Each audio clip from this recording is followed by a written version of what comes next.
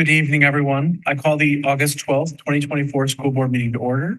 It is 6:04 p.m. We are in conference room C of the Fisher Administration Building at 12121 West North Avenue. Ms. Summers, please call the roll. Mr. Morris? Here. Dr. Hoyk? Here. Dr. Worley? Excused. Ms. Heimer-Rolland? Here. Mr. Meyer? Here. Dr. Jessup Enger? Here. We do have quorum this evening. We will begin with recognition. We have several students will be recognizing this evening for the AP Capstone Diploma for those who have received it.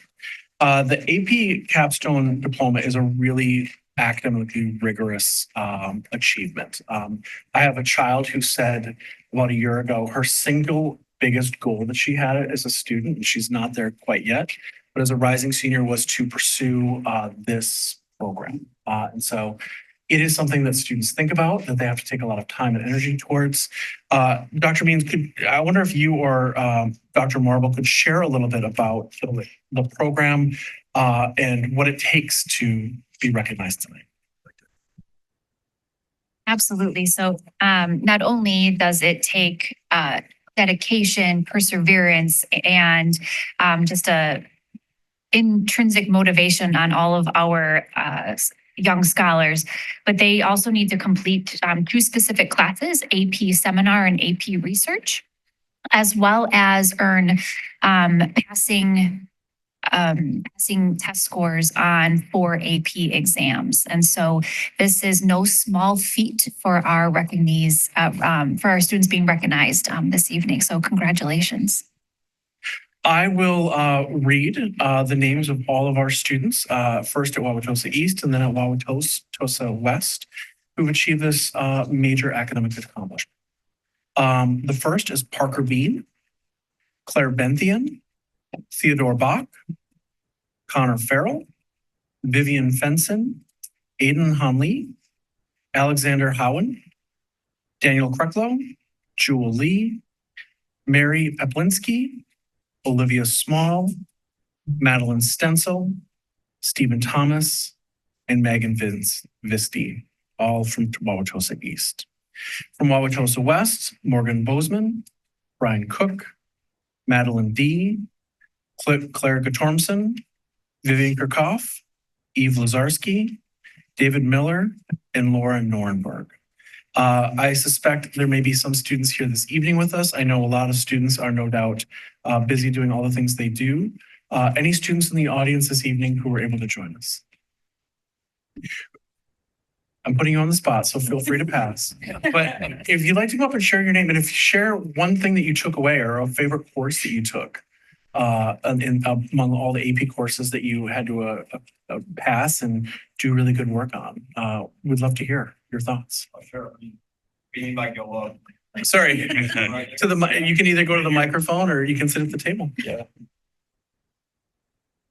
If you can start by introducing yourself. Yeah. So I'm Alex. I guess like one thing I really took away from one of the courses that I did was really just like the synthesis of perspectives and how intensive like scholarly research is, how to find like good sources and really analyze where different perspectives on that issue are coming from when there is like a debate on a specific topic, and how to really like navigate that academic disagreement to come up with a nuanced position and argue that, reason it. I mean, this is just important in general because there's always going to be disagreement between like you, your coworkers, your boss. Like politically, everyone like disagrees all the time. It's important we do that in like a respectful manner, and just like seeing an academic perspective on that through AP Seminar was really enlightening to me. What was your project? So for AP Seminar, we have like multiple. So there was like an individual research project and a presentation to go along with that. I did that on is solitary confinement a like humane practice and like, should it be discontinued? And I argued in favor of discontinuing it because it's just like outdated, like it violates international law in some sections of the Constitution and other things. And then we had a group project, and that was on that was between me and like 3 other people on the effects of disparities in healthcare on our system. And like we just found a lot of interesting like racial disparities. Like everyone took a different perspective. So like someone would do like an economic perspective, one on like racial, and then like urban rural. Mhm. And we found a lot of interesting things that like are not really covered in like general news, popular media, that are really just on like these academic sidelines that are just like very important to know about, just like for good policy sense. Yeah. Thank you for sharing a little bit about kind of your journey through this process. I know it is an incredible amount of coursework and course load. And the capstone and seminar programs are also really independently driven. And so you do a lot of work in your own independent research. So congratulations. This is a major accomplishment. We're really proud of your efforts and for those of all your classmates as well. So congratulations. Thank you. You are welcome to stay for the school board meeting this evening. You're also welcome to find something else to do this beautiful evening, but congratulations and thank you for your efforts. Well done. Thank you. Thank you. We will now move into a time of public comment. Members of the Wauwatosa School Board value the input of students, parents, staff members, and community members. The board's regularly scheduled meetings provide an opportunity for opinions and concerns to be expressed publicly. The board values all comments and will respectfully consider this input in decision-making. The board requests that individuals limit their comment on each item to 3 minutes. Following any comment, an individual board member may respond on the issue raised. However, it is not the intent of the public comment portion of the agenda for the board to enter into debate with a member or members of the community. Because non-agenda items are not publicly posted in advance, no action will be taken on public comment regarding non-agenda items this evening. Do we have any public comment this evening in the room? Seeing none. Jamie, do we have any public comment on one? Yes, we have one hand raised. Jen Funk, you have the microphone. Thank you. My name is Jennifer Funk, and I am a teacher here in the Wauwatosa School District. I'm a special education teacher at Velar Phillips, and I'll be going into my 4th year full-time with the district. My comment tonight is about the upcoming proposal for our benefits for employees for the district and the changes and premiums potentially being taken out of our paychecks this coming school year. I understand that we have a deficit in our budget. However, I would urge the school board to think about not putting that deficit on the backs of teachers. The costs could potentially negate many of our raises that we received and could potentially put many of us in precarious positions in paying our bills.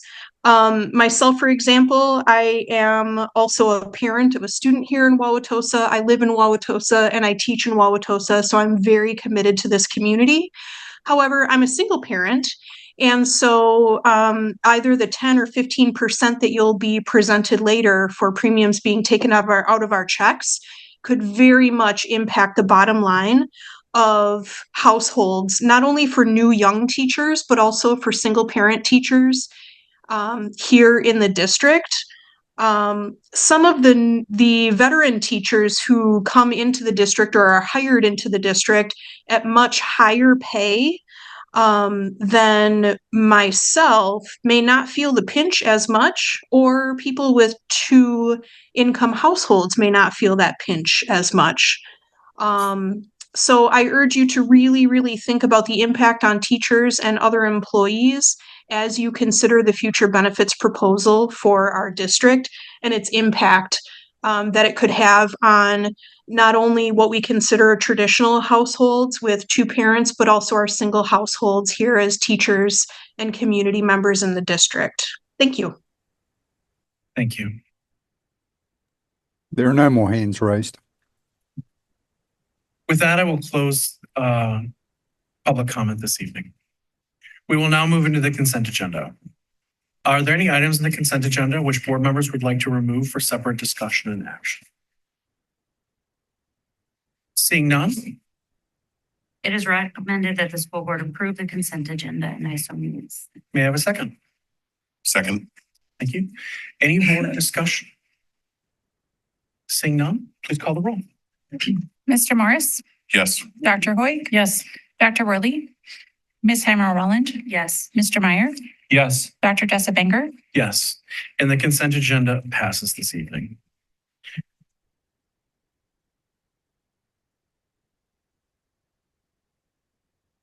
Next up is action to approve the Washington Elementary boiler stack priority replacement. I'm gonna have Jenny, you read this one, and then we'll have I presume a bit of a overview and then Mr. LaFountain. discussion. Yes. Okay.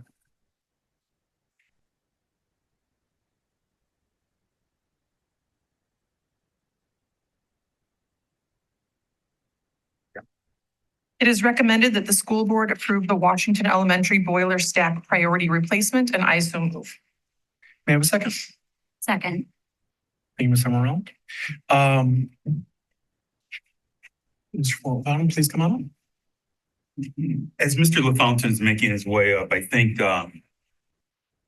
we would just like to emphasize that when we discuss the issue of deferred maintenance at our schools and how issues emerge at any moment, this is a prime example of such a situation. The timing has actually been beneficial to us that this is happening in the summer. And Kevin will get into this in a second. I can't imagine if this failure of significant proportions would have happened during the school year, what it would look like for the children at Washington. I think it just shows the dire position that our 5 existing elementary schools are in. We just want to make sure that this is emphasized to the board and community. So Kevin, thank you for being here this evening. It's rare for us as working, I'll keep stretching. It's rare for us to utilize the emergency purchasing clause of policy 6320, which is the purchasing policy, but we had to. We're bringing this to you tonight for an action item. This is very different. Typically, we have a reading of an issue and then you have 2 weeks to think about it and then you vote on it. We had to enact the emergency clause of the purchasing policy so we could start this work immediately. So Washington would be ready to greet staff in about a week and a half and children in about 2.5 weeks. And even then, it's going to be very close. And so without further ado, I think Kevin is ready to go. Thank you. Good evening, everybody. I don't know how much you had a chance to review the attachments, but I'm going to try and bring up one of them here.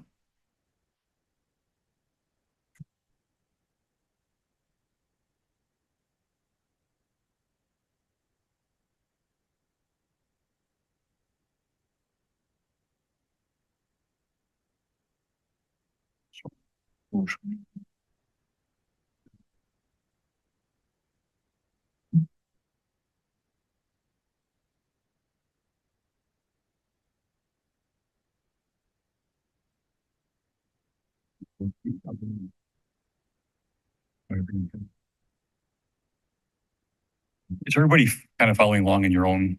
You can see the tab of them. Okay. Yeah, perfect. That's perfect. Thank you. So the one attachment that shows all the photos, I'll just begin there. Let me.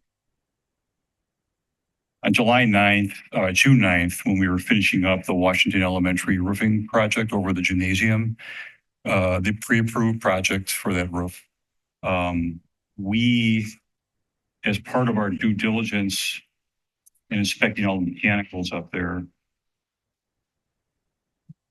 Thank you for your patience again. I want to get this so I can view it better. We went through all the mechanicals, inspected it all, verified attachments to roof and penetrations to roof. And one item we did look at is this this double wall stack that was installed in 1979. It's probably close to 40 feet tall, going out of the boiler room. So you see the one section that's on above the roof itself. That is the finished re-roofing of that Washington gymnasium. Then it goes into the interior portion of that building that gym is built onto. And then from there, it goes down into the boiler room. Originally, before the gym was built, that there was a brick chimney that had failed before that addition was put on. And the records we have indicate that this double vent was installed in 1979. So in that due diligence, we pull off this cap and curbing of that stack and discovered, as you can see in the next photo, that's that curbing removed and that galvanized deck. And it was to our shock that we found that. Now, we talk about emergency situation and things failing. This failed maybe several years ago. We just didn't know it till we opened this up. Further examination takes us into the classroom below. It's actually, I think it's a special ed classroom and an office. That drywall enclosure is what is separating the occupants of that room from that chimney. And as we just dug into it further, that was the condition that we found. That whole outer wall, the outer jacket of that double stack had failed. You can see on the bottom here some of the galvanized clamping that had failed. That's all that's left of that outer jacket. So the interior portion is the meat and potatoes of this venting. There's a cementitious type liner inside and then metal wrapping around. And then the outer jacket it's what provides more protection and durability of the vent, and it also gives you the fire rating you need to be in an interior space like that. So now that outer jacket is gone, we discovered it's gone. Another photo here, and then the area right here in the bottom is where we enter the boiler room. And there you can see that section, that outer jacket, by the diameter difference, you can see the difference. That's intact. Couple more photos. This outer metal layer is what's encasing that meat and potato portion of that venting system. And it's not in a good state either. In the boiler room, the boilers, for a little background, those are dating back to 1958. The boilers and the entire heating system and control system are in the decision analysis plan that was presented several times as a high priority item. It is, however, approximately $1.5 million to get new boilers, new controls, all that. And you can't just turn something like that around in a few weeks' time. So you see both boilers are running up to a common, they have their own flue vent, and then they meet to this common vent right here, and then tee in, and this is the main part of that stack right here. And that's intact. You can also see next to us this water heater, which is also vented in. I think originally this stack also, by original design, had an incinerator that vented to it. And perhaps a couple other devices in the boiler room that are gone now. So it brings us to the analysis. Our mechanical contractor, Mirror Mechanical, they were on the whole roofing job from the beginning of the job to the end. They provided the analysis and the investigation of this. In the other attachment is a letter from one of their professional engineers with his assessment of what he found, and the recommendation to not continue to use it, essentially. He did give some options on the scenario that the district faces where if a referendum would pass and this system gets replaced next summer or in the next 18 to 24 months, you would not need this anymore. However, you can't replace a boiler that quick. So the difficult scenario is that it has to be replaced. We have a professional engineer, mechanical contractor, insisting in their own opinion, their own professional opinion, that now that it's been discovered, you can no longer use it in that situation. And I think that's very obvious to everybody in this room.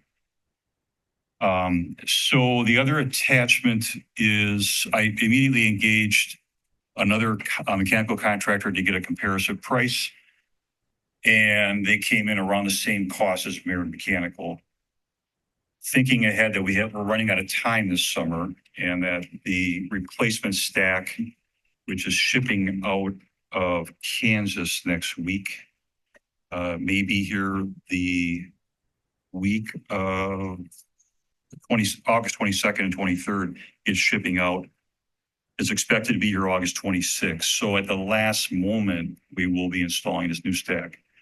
Realizing that quick turnaround and all the coordination involved, engage Mueller Construction to work with Merit Mechanical, and they will be running the entire job and coordinating and making all things happen in a rapid manner. So far we're on target for tomorrow. The old stack will be removed in preparation for the new one to be installed,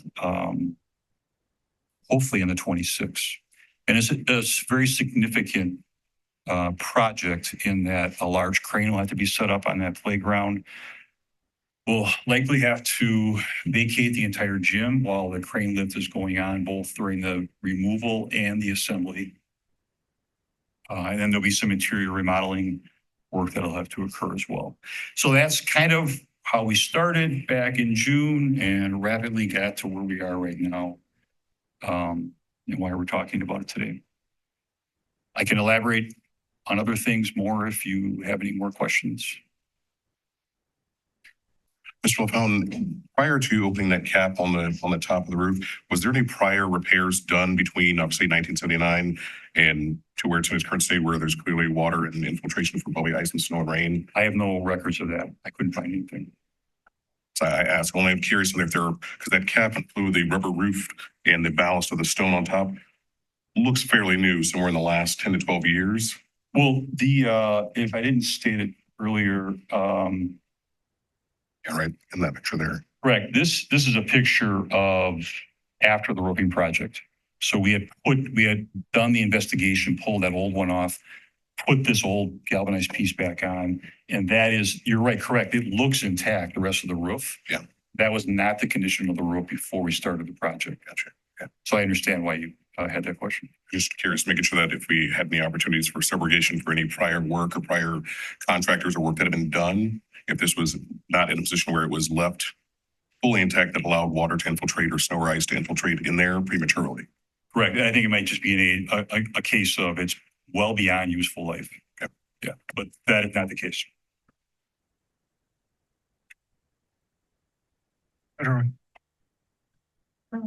Did I hear you say the boilers from 1958?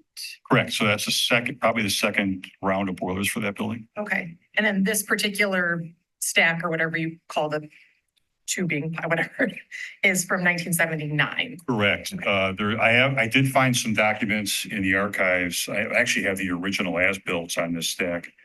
And there's some notes that the old chimney, the old brick chimney that you would probably associate to an old building like that, was falling apart. And in 79, this one was put in. We know the boiler's been on your radar as concerning.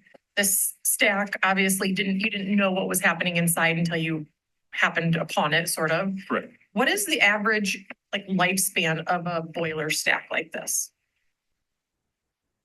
ASHRAE, the Association of Heating, Refrigeration, and Air Conditioning Engineers, I belong to that organization.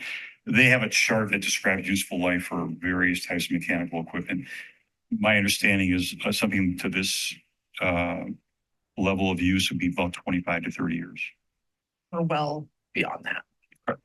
I mean, one of my big questions is when this came up was like, would this have been different? Would our pricing have been different? Would something have been different if we would have had ongoing maintenance and this weren't like an emergent crisis that we found ourselves in? You know, we've all been in positions where you're like calling that plumber at the 11th hour and it costs you a lot more because you're calling, you know, so late in the game. I mean, you mentioned that like if we get the referendum passed and we get the new boiler, we're essentially like, we have to replace this for the $100-something-thousand, which we're gonna sort of, To survive. yeah. And then we're gonna, you know, potentially, And a Not new, needed. yeah, so a new high efficiency boiler system would not utilize a stack like this. I would, many of our buildings that have had the new stuff since the referendum passed have condensing boilers in that they don't have the heat output that this one does. So you vent those in a totally different manner. A new boiler system would not be able to utilize this stack. So it literally is going to not be necessary if the referendum passes. $1,000 Band-Aid. Yeah, it's actually a great permanent fix. Let alone you have old boilers, but the stack would be great. It just Right. can't be used if you replace the boilers. And then just like last question. So how many things like this do you think are hiding in our buildings? I don't know. I think we're all educated about the condition of the facilities enough in this room. We can all imagine there are things we're not aware of that are out there lurking. If I knew, I would attack them. Of course. I mean, it just scares me because these are big things that could come up over and over again. And we're talking about reducing our fund balance. And today we're making some decisions about, you know, more money to spend and how much do we need to put into our fund balance? So it's all connects. I think it, displays the urgency of the referendum passing. Yeah. I think one of the big pieces there, and you hit right on it, Jenny, is that we're talking 45 years when this went up. And think about where we live, old houses. You open up a wall, you find something new. Old plumbing, old this, old that. It costs more, no matter what period you're doing. And so these are repairs that have to be done. But in order to replace the system, to Mr. Fountain's point, you got to start over. It's going from knob and tube to whatever the current is to whatever the current new electrical or new plumbing, all that stuff that comes with it. And that's not to mention when we get into building codes. And I am assuming we'll run into other things with the boilers. And this, even when we talk about, prior to 1979 asbestos and other things when it comes to hazardous materials and, waste and debris removal, all that stuff that comes into these things with old building problems, we're going to open up walls. It's a can of worms that I've got a 1906 home. I dread putting a hole in any wall and finding out what's behind it for this exact same reason. So to your point there, yes, it does hurt when you look at, I've got a $120,000 repair, and that repair is going to be great. It's only going to last so long until we have to replace it. Right, but you'll be safe, as relatively safe as you can be for what what the known hazard that's out there. And I would like to state too, we haven't begun the project. Most projects like this would have a contingency fund. I don't know what the unexpected things are we're going to find as this comes out. So that 119 in that proposal is not final. I would not be surprised if we find things. I do know that we did notice in the boiler room when we had more work being done, this horizontal vent that connects to the boilers, we did find right where the insulation ends right here, you can actually see some corrosion and see holes into the vent. Why we have not had a CO issue, carbon monoxide issue yet, I don't know. But just more of a symptom of it being past its useful life. Mr. Meyer. Two things I would suggest for the finance committee. First is what you just mentioned, CO detectors. Like discuss with us, do we have them?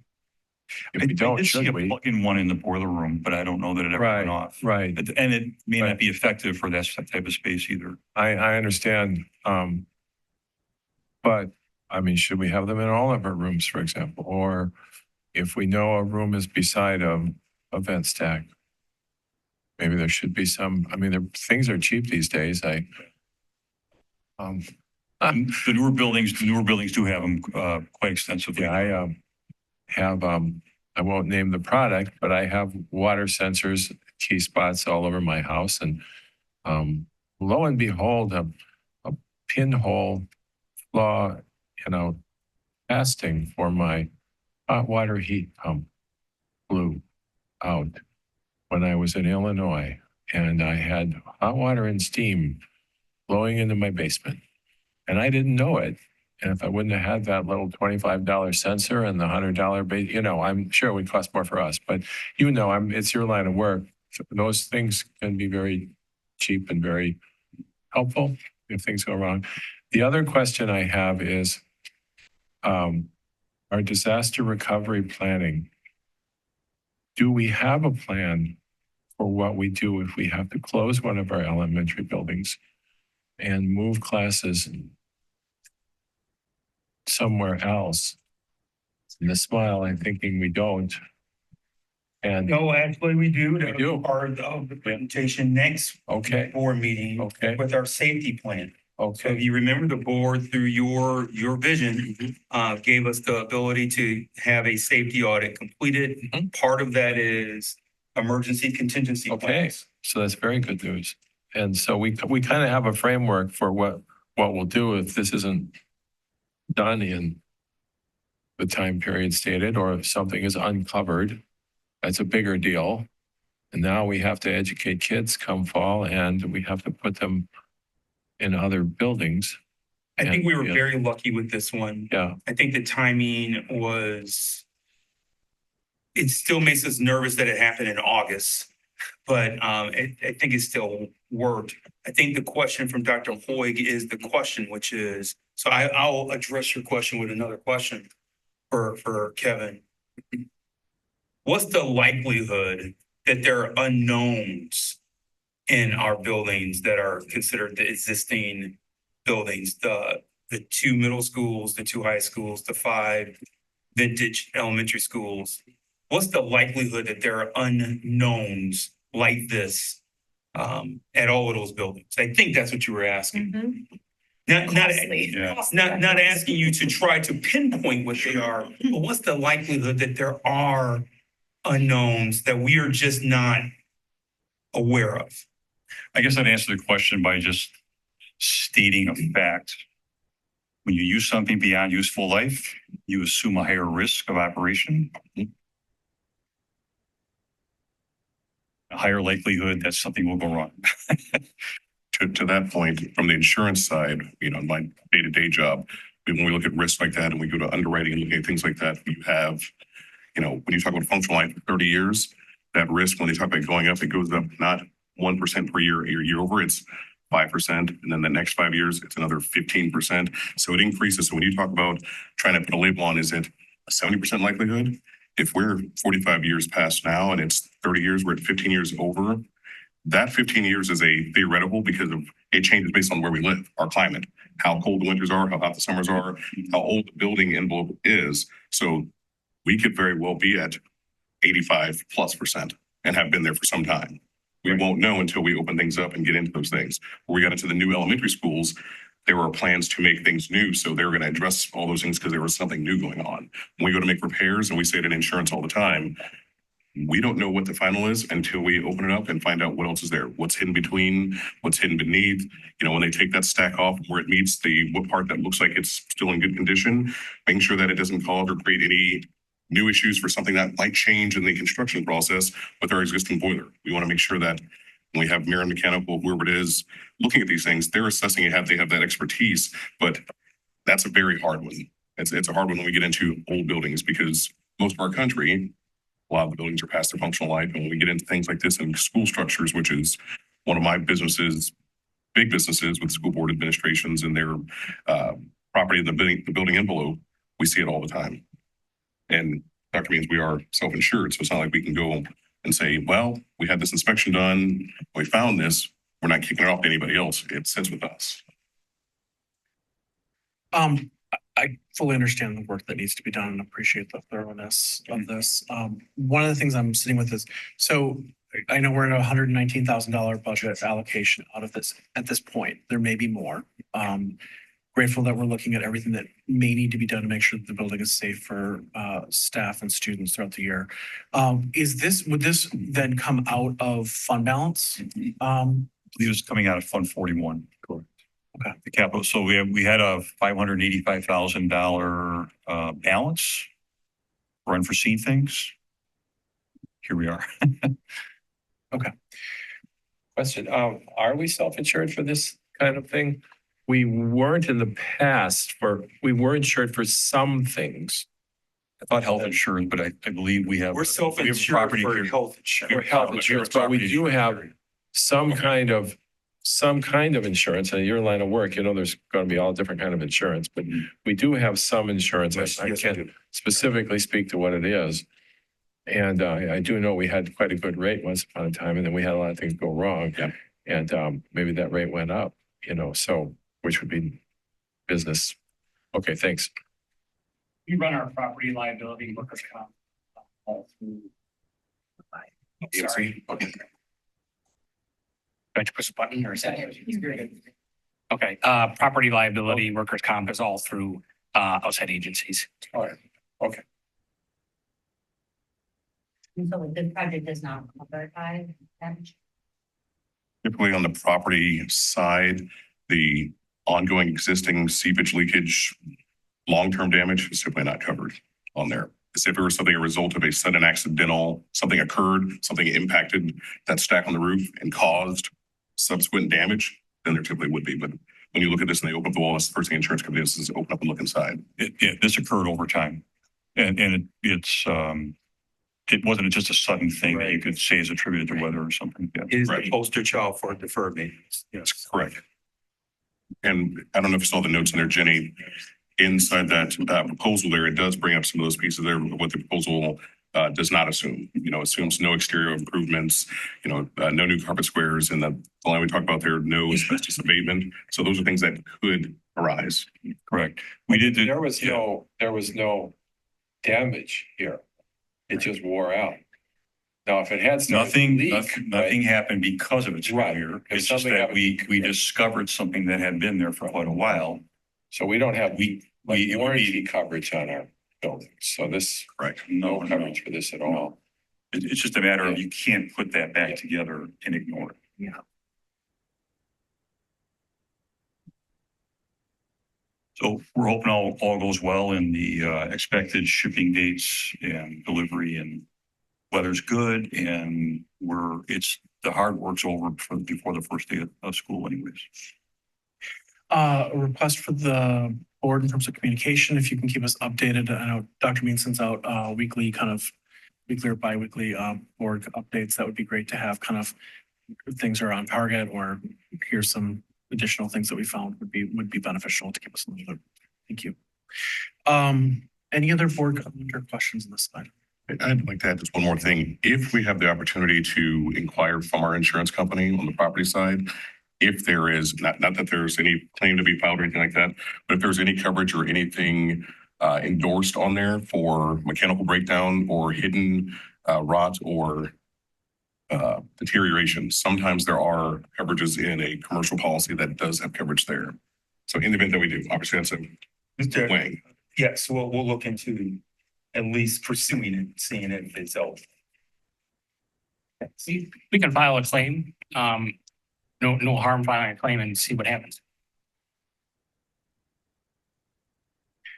Please call the roll. Mr. Morris, Yes. Dr. Hoyt, Yes. Dr. Worley, Ms. Hammer Welland, Yes. Mr. Meyer, Yes. Dr. Jessup Banger. Yes. And that item passes. Thank you all for your work. Thank you. Moving quickly on that. Next up, strategic goal 4, high quality staff.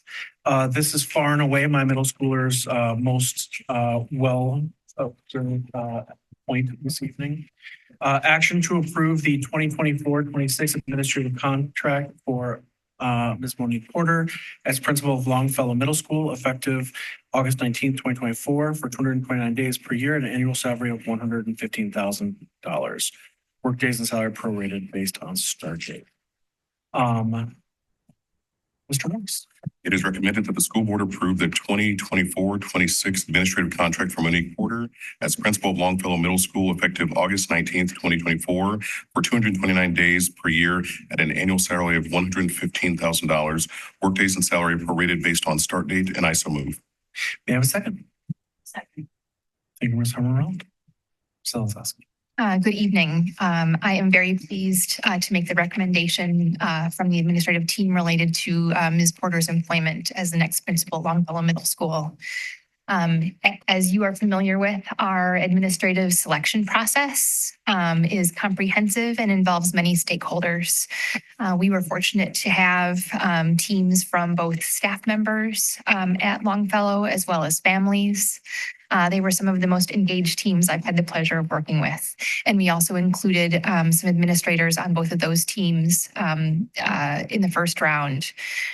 We then reviewed the results of the feedback from the two teams and brought two candidates forward for interviews, and unanimously Ms. Porter rose out of that process as the recommendation this evening.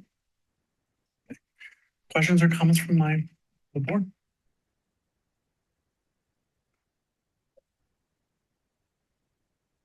Ms. Summers, please call the roll.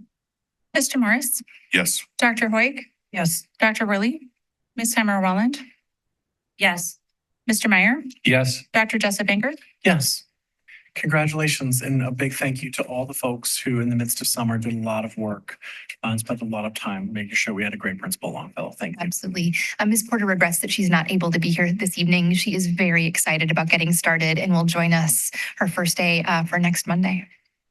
Thank you.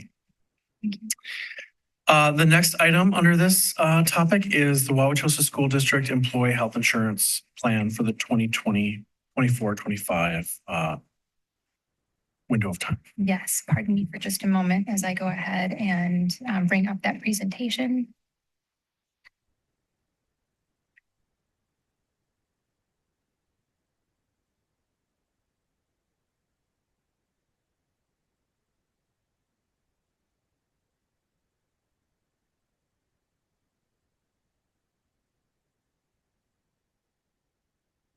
As was foreshadowed by our public comment this evening, we have a very significant proposal related to our employee health insurance benefit and overall employee benefits in Wauwatosa. As you've heard us discuss since June and then dating back to last year, we've experienced some changing trends with our employee health insurance in particular.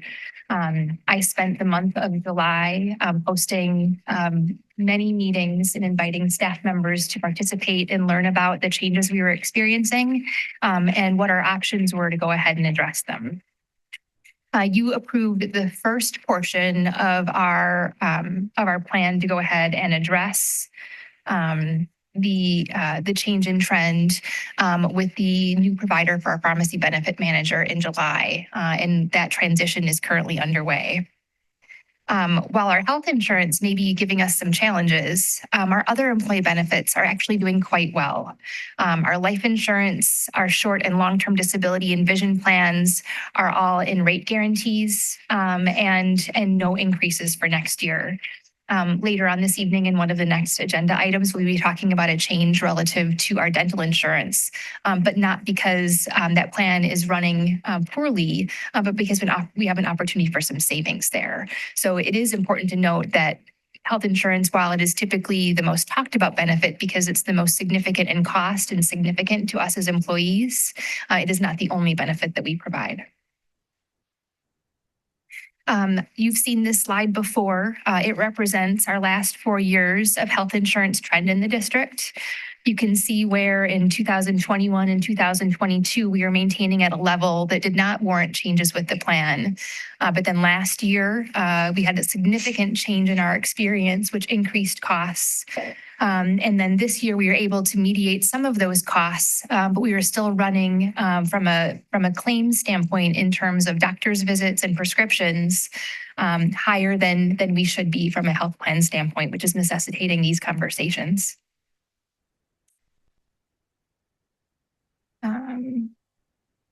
So when we look at where we're at right now, we are really dealing with like three primary factors. The first is we did not fully address the deficit with the health plan expenses last August. We've had more employees on the health plan than before this past year. And we're also experiencing, just like every other provider, employer and medical provider, inflation in terms of our medical costs and prescription costs. So the idea that if we spent $10 on the cost of a prescription previously, that has now gone up by 7.4%. The same thing that you got for $1 is now 107.4% of that. I also think it's important to note that as we dug into the experience with employees on the plan, while we have increased employees in the district with ESSER funds and as well as to maintain low class sizes, the 40 or 50 new employees on the health plan really appears to be more of an effect of having a really good health plan, and employees' families left other health plans to come on to ours over time. Because the significant change in that number of employees on the health plan was well beyond what was related to our staffing changes from one year to the next. So one of our options, again, as you previously approved, is to go ahead and change our pharmacy benefit manager. We're currently in the process of switching over to National Cooperative CVS, and our savings is estimated at 27% over the next 3 years. We'll only realize a portion of that due to our planned year starting in October, and then the lagging costs of prescriptions as well as rebates. Another option that we have is to go ahead and look at our deductibles. Right now, we've been fortunate enough to maintain a $1,500 single and $3,000 family deductible. For every qualified health plan with a high deductible that renewed after January 1, 2024, they are required to increase the deductible to a minimum of $1,600 single and $3,200 family. That's a change we would have to make regardless. And part of our proposal is to go ahead and increase to that minimum requirement and also provide another option for staff members. Finally, one of the things that we have talked about in the past is implementing employee cost sharing. We are the only private or public sector employer that is known to our benefits consultants that have maintained a 0% monthly premium contribution thus far. I think it is fair to say that every other employer has literally been in this position and had to make this decision previously. And we'll talk a little bit about what it means because we didn't so far. So based on the options that we are recommending for your approval this evening, the employee cost share would be somewhere between 10 and 15% of that monthly premium. The other change, which is already underway, is the fact that we have reduced the number of employees that we have in the district, which also should have a reduction in the employees on the health plan. The two options that we're bringing forward for your consideration and hopeful approval are on this slide. Option A represents the health plan that would have a 15% employee monthly premium cost share, as well as the $1,600, $3,200 monthly or annual deductible. You can see that under option A, that brings down our deficit by just under $2.9 million and leaves a deficit for us to address in the future of $1.1 million. Option B, which has a savings of a little bit more than option A, includes a plan that has a 10% monthly premium cost share, but a $3,000, $6,000 annual deductible. So the deductible is a little bit higher, but employees wouldn't be paying in quite as much per month. And we'll show a little bit about why having those options would be important for employees. So again, when you look at these two different plan options, you can see that that option A is the 15% cost share. per month with the deductible, keeping in mind that the 1,600, 3,200 deductible is for tier 1 and tier 2 providers. Last year, you remember the change that was approved by the board was to go to a 3-tier provider system, tiers 1, tiers 2, and out of network. You can see what the deductibles are and the out-of-pocket max are related to tier 2 and out-of-pocket providers. And then you can also see for both options A and B what those monthly premium contributions are. Those are actually what we've calculated to be our cost as employees, depending on which plan we chose and whether or not we needed a single or a family plan. So let's look at how that pans out in comparison to others. You know, I think sometimes when I'm hitting the advance on this particular slideshow, it is actually jumping multiple slides ahead. There was one slide that I wanted to make sure that we touched on. One of the questions that I've had over, you know, as I had these multiple meetings with employees over the month of July. One of the questions was, why did you provide salary increases rather than keeping our insurance premiums at a low level?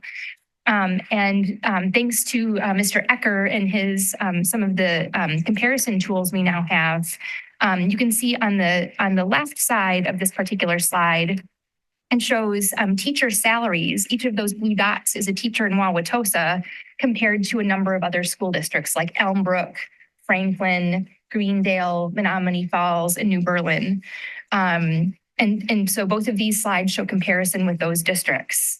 On the left was our average teacher salaries in 2021. You see a black line running across the page, and then you see a lighter gray line that starts out the same, but then increases beyond the black line over time. This slide shows that average teacher salaries we were maintaining with our peers until about 9 years of experience. When you look at that same comparison to average teacher salaries after this past school year, we are now competitive up to 20 years of experience. So the 21% of salary increases that the board approved was necessary to bring our salary to the median for our comparators. We are there now, but without that 21% increase over time, we would still be struggling to go ahead and keep up with teacher salaries in the area. So this slide in particular shows the breakdown of the plans. I would note that option B also includes to reduce the out-of-pocket cost of that $3,000, $6,000 deductible. That plan would include a district contribution to the employee's health savings account of $500 for a single plan and $1,000 for a family plan. So while the savings are noted at over $3.5 million, some of that money we would reinvest back for employees to help, again, reduce that overall much higher deductible cost. And I'm going to use the correct button now that doesn't skip 2 slides at once. So this slide, again, showed the plan designs as well as the employee premium contributions. I would also note that last year the board approved a cash in lieu of health insurance option. And a very common question or a very common comment that I heard throughout those employee meetings that I held in the month of July was that many employees and their families are now really looking at that cash in lieu of insurance option, because going with the alternative plan that they have access to with this cash in lieu option provides a better benefit, a better option for their family than options A or B. So I think, again, as we are looking to one of our strategies to reduce the number of employees on the health plan, having this cash in lieu of option provides that alternative rather than everyone just staying on our plan. Now we're going to go ahead and get a bit into the comparisons. You can see that, so this slide talks about the plan design value or the richness, like what is the plan worth to employees? So in green at the top, you see our current plan, which has a relative value when comparing the other plans of about 85%. Then you see in that Nexus ACO 1600, what option A would look like. And then you see in terms of what that looks like with a 15% employee contribution. And then that last blue line is what the 3,000, 6,000 plan with a 10% employee contribution would be. So you can see that the plans that we're offering would-be themselves have about the same value from an employee standpoint. When we compare then to our average peer group of other employers with our number of employees, you can see that the average plan has about an 80% value. We don't compare quite as favorably to Wisconsin public schools. They're about 88%. But when you look then at other employers and the central Midwest, you can see again that we compare very favorably, not only with our current plan, but also with the proposed plan changes that we'd be making. When we look at employee payroll contributions, the language that I shared with employees is that the current plan right now is really incomparable. There is no other public school district or private employer that offers anything close to what we're offering with a 0% premium contribution. And you see then as a result that, our 0 monthly contribution plan doesn't even show up on the comparisons. Will remain very competitive with plan option A, which is that Nexus ACO 1600, and will be more competitive from an employee cost standpoint with the higher deductible health plan. Again, just looking at employee out-of-pocket expenses. When we look at total employee cost, again, total cost of premium as well as deductible, you can see that, we are incomparable with our current plan. And when you start looking then at what the deductible and premium contributions would be with option A and option B, you see that we will still be very comparable with option B. Option A is going to be a little bit more expensive, just like we saw in that overall plan value here. Now, the reason for that is largely because when other employers, other public school districts were making changes with health plans a number of years ago, we did not make changes. And so as a result, our premium is well beyond what other public school and other employers have been able to maintain. So we did not pass along expenses a couple of years ago, which would have allowed us to curb the cost of the plan, curb what that monthly premium equivalent was. And so now, because we paid for such a rich plan over time, you can't quite get that back. And so going forward, we are taking the right steps by starting to share those expenses with employees and starting to control the escalation of that monthly premium contribution. Does that make sense? Dr. Jessup Anger, you're giving me a curious expression. I don't know the ins and outs of the escalations over time and why we would have been paying a higher premium than other districts who are cost sharing. So the savings that you get, so the discounts that employers get when they decide to cost share is more than just the actual cost of the cost share. So when those plan design changes take place, there are actuaries who sit behind the scenes and say, hey, if we make this change so that employees will potentially change their behavior or change how they go about getting insurance, that's going to have some overall cost savings to the plan. And so because we didn't make those changes over time and we maintained, again, 0 employee premium cost share, that's why our plan escalated in cost a little bit higher than you would expect for plans that escalated more slowly because they had other cost savings and other plan design changes that had more employees involved in that process. And now that we are possibly adjusting our choices here, will that smooth out or change over time going forward? Will we become more in line with what our peers in the school district market are seeing? I can tell you that making this change makes us comparable. We are well more in line with our peers, and we need to continue to be responsive to the experience that we're seeing on the plan with the cost of healthcare and the cost of prescriptions. So we don't just need to make this change once. We need to go ahead and continue making changes to keep us comparable. Is that helpful? Just so I understand. So are you saying that our premium cost went up, the plan premium cost went up? Was that because our staff, the members of the plan, were using it more? Not necessarily. So our plan design was that There was 0% or zero contributions that all of us as employees paid over time. And we only paid up until our deductible. And so other employers made changes so that there was more cost sharing with employees. And that slowed the escalation of those premium equivalents because it slowed the cost of the plan.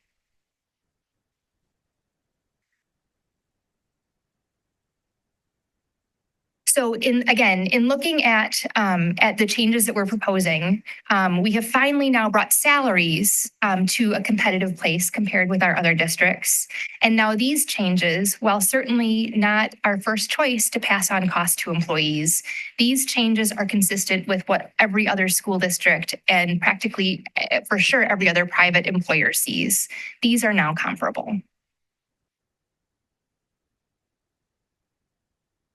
So when we go ahead and look at what our public comment speakers shared, our staff members shared, when we look at these actual dollars and cents related to the premiums as well as what we've experienced for salary increases, we see that for a single plan, we have determined that the employees' monthly premium contribution on Plan A, so 15%, comes out to be about $139 a month and just under $1,700 for the year.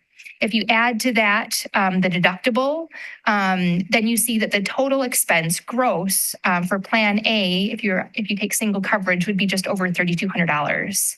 If you calculate in an estimated 30% cost or tax savings, because the deductible can be taken out pre-tax and deposited to a health savings account, which we offer for employees, and the premium contributions are also taken out pre-tax, you see that the estimated payroll deduction is about $1,000 or just under $1,000 less than that gross expense. Then there's a line that indicates how much of an increase is that over the current year. And then I also included the average salary increase for teachers. The line on the bottom demonstrates what the district is paying or what the district is currently paying and would potentially pay for each of these plan options going forward. So you can see right now on the plan that we have, the district pays $10,000 a year for every employee who has a single plan. And you can see what that looks like then for options A and B. The district is still maintaining the vast lion's share of what these premium contributions are. When we look at the same breakdown for family coverage, again, you can see what the increased monthly premium amount is across plans A and B, as well as what those increased deductibles look like, as well as then the increase in expenses over the current year for employees on a family plan. And then you can still see that every family plan the district pays for will still cost the district over $21,000. One of the things I mentioned that would be so important in terms of offering a dual choice plan like we're proposing is that employees like our family who typically meet the deductible within about 6 weeks of the new plan year, I know we're going to have these expenses. And so choosing to have them deducted out of my payroll helps me even out that cost a little bit. Whereas if an employee or an employee with a family, they don't regularly meet their deductible, or they just have their preventive health care per year, they might want to go with the plan that has that lower monthly premium contribution because they might not meet their deductible, and they might be able to save some of that money, especially when you take into consideration that with Plan B, the district is proposing to make some contribution into the employee's health savings account on their behalf. That is their money for them to choose how to use that. Do the last two slides include that $500 or $1,000 HSA? That's included in the increase. The net is included. Yeah. Okay. Yep. So for instance, Liz, on this particular slide where it says deductible in network, it says $5,000. That would be $6,000, but minus the HSA contribution. So are we making the decision between Plan A and B, or the employee is making the decision? The employee would be able to make the decision between plans A, B, and the cash in lieu of insurance. Gotcha. Thank you. Yep. And so if we move forward with this particular plan, our open enrollment period would be between August 29th and September 12th. In at least my knowledge, this might be the first active open enrollment period we've ever had for employees in Wauwatosa, because they will have to elect either option A, option B, or cash in lieu of insurance. We already have scheduled in anticipation of open enrollment, a number of open enrollment education sessions, presentations for employees to come and learn more about the different options and what those decision-making criteria might be in terms of making that choice. We're offering, and those will all be offered either virtual or hybrid. We are also offering another question and answer period right before the open enrollment deadline of September 12th. That will take place on the 10th and would be in person. And just like we have in the past, we would provide very comprehensive instructions via email, also with employees having the opportunity to contact my team and ask questions, both specific and general, based on their needs. And if you remember correctly, these options did not completely address the deficit that we are currently looking at. And so between now and getting ready for our plan renewal in August of 2025, our benefits providers strategy overall that we believe in as a district is to promote prevention and early identification of health conditions.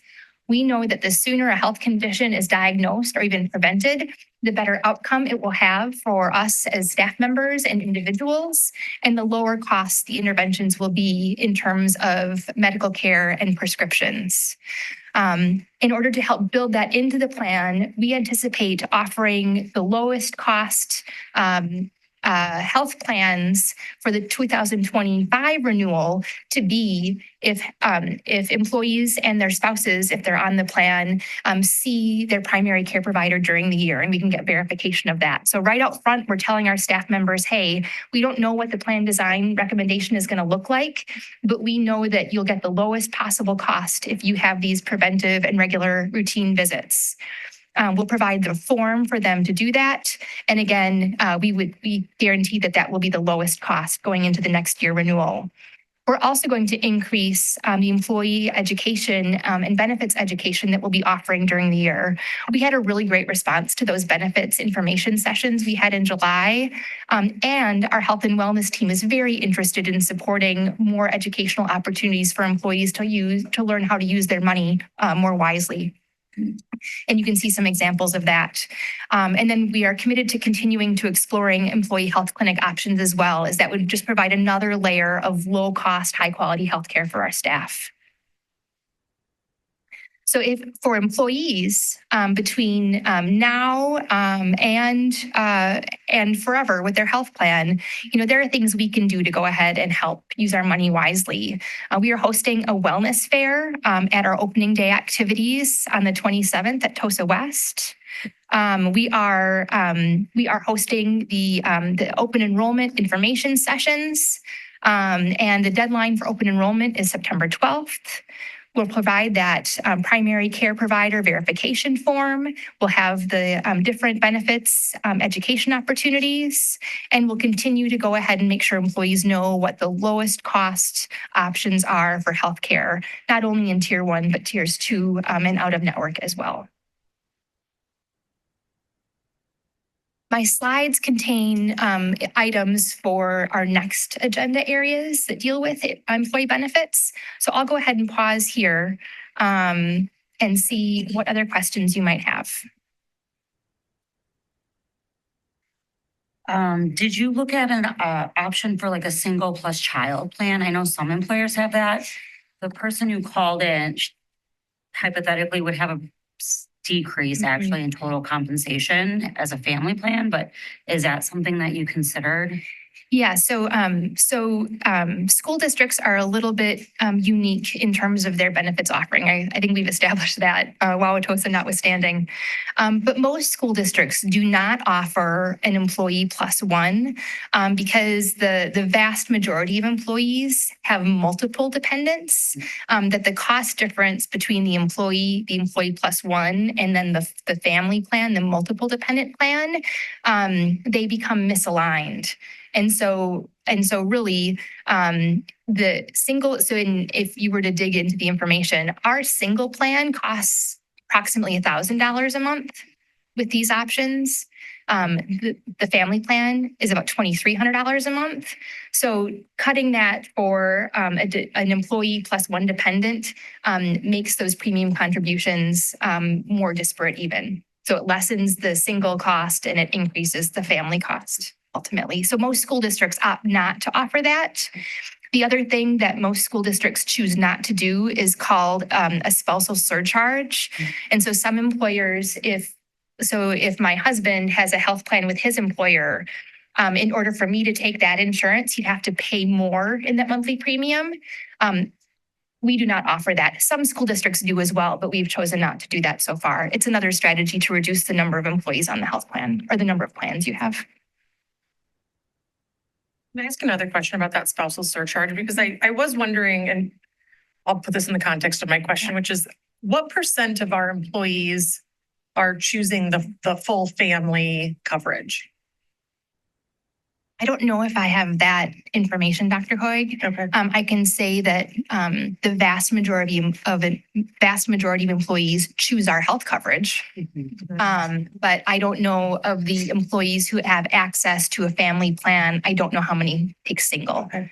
I would be very curious. My hunch is that most people would choose a family plan because you are getting then, a no premium insurance for your entire family, which doesn't, as you mentioned, it doesn't, not only doesn't exist in schools anymore, but it doesn't really exist anywhere. I suspect that is what happened when we saw the influx of number of plans and the number of members on the plan that was contributing to the cost increases this year. I mean, the increase was over 40 some new members on the plan starting for the October 1, 2024 plan year. Again, I suspect that is exactly due to what you're referencing. Is there a reason we're choosing not to do the spousal surcharge? It is an option that we have. I think we were really trying to focus on limited, impactful changes this year. We also don't charge co-pays or co-insurance. There are so many things that we don't do. And really the philosophy, and I support it, when you're making changes like this, to not make a whole bunch of different changes at once. This is substantial enough. And to pick some of those smaller changes would not get us the financial savings that we really need on the health plan. And I do understand. And I think ultimately some of this is about perception and some of it is about reality. Yeah. So from a perception standpoint, I do think we're going to hear a lot, and we have been hearing from teachers and staff to say, you gave these raises and now you're basically like taking them right back. And it does, the perception is dollars per month given, dollars per month taken away.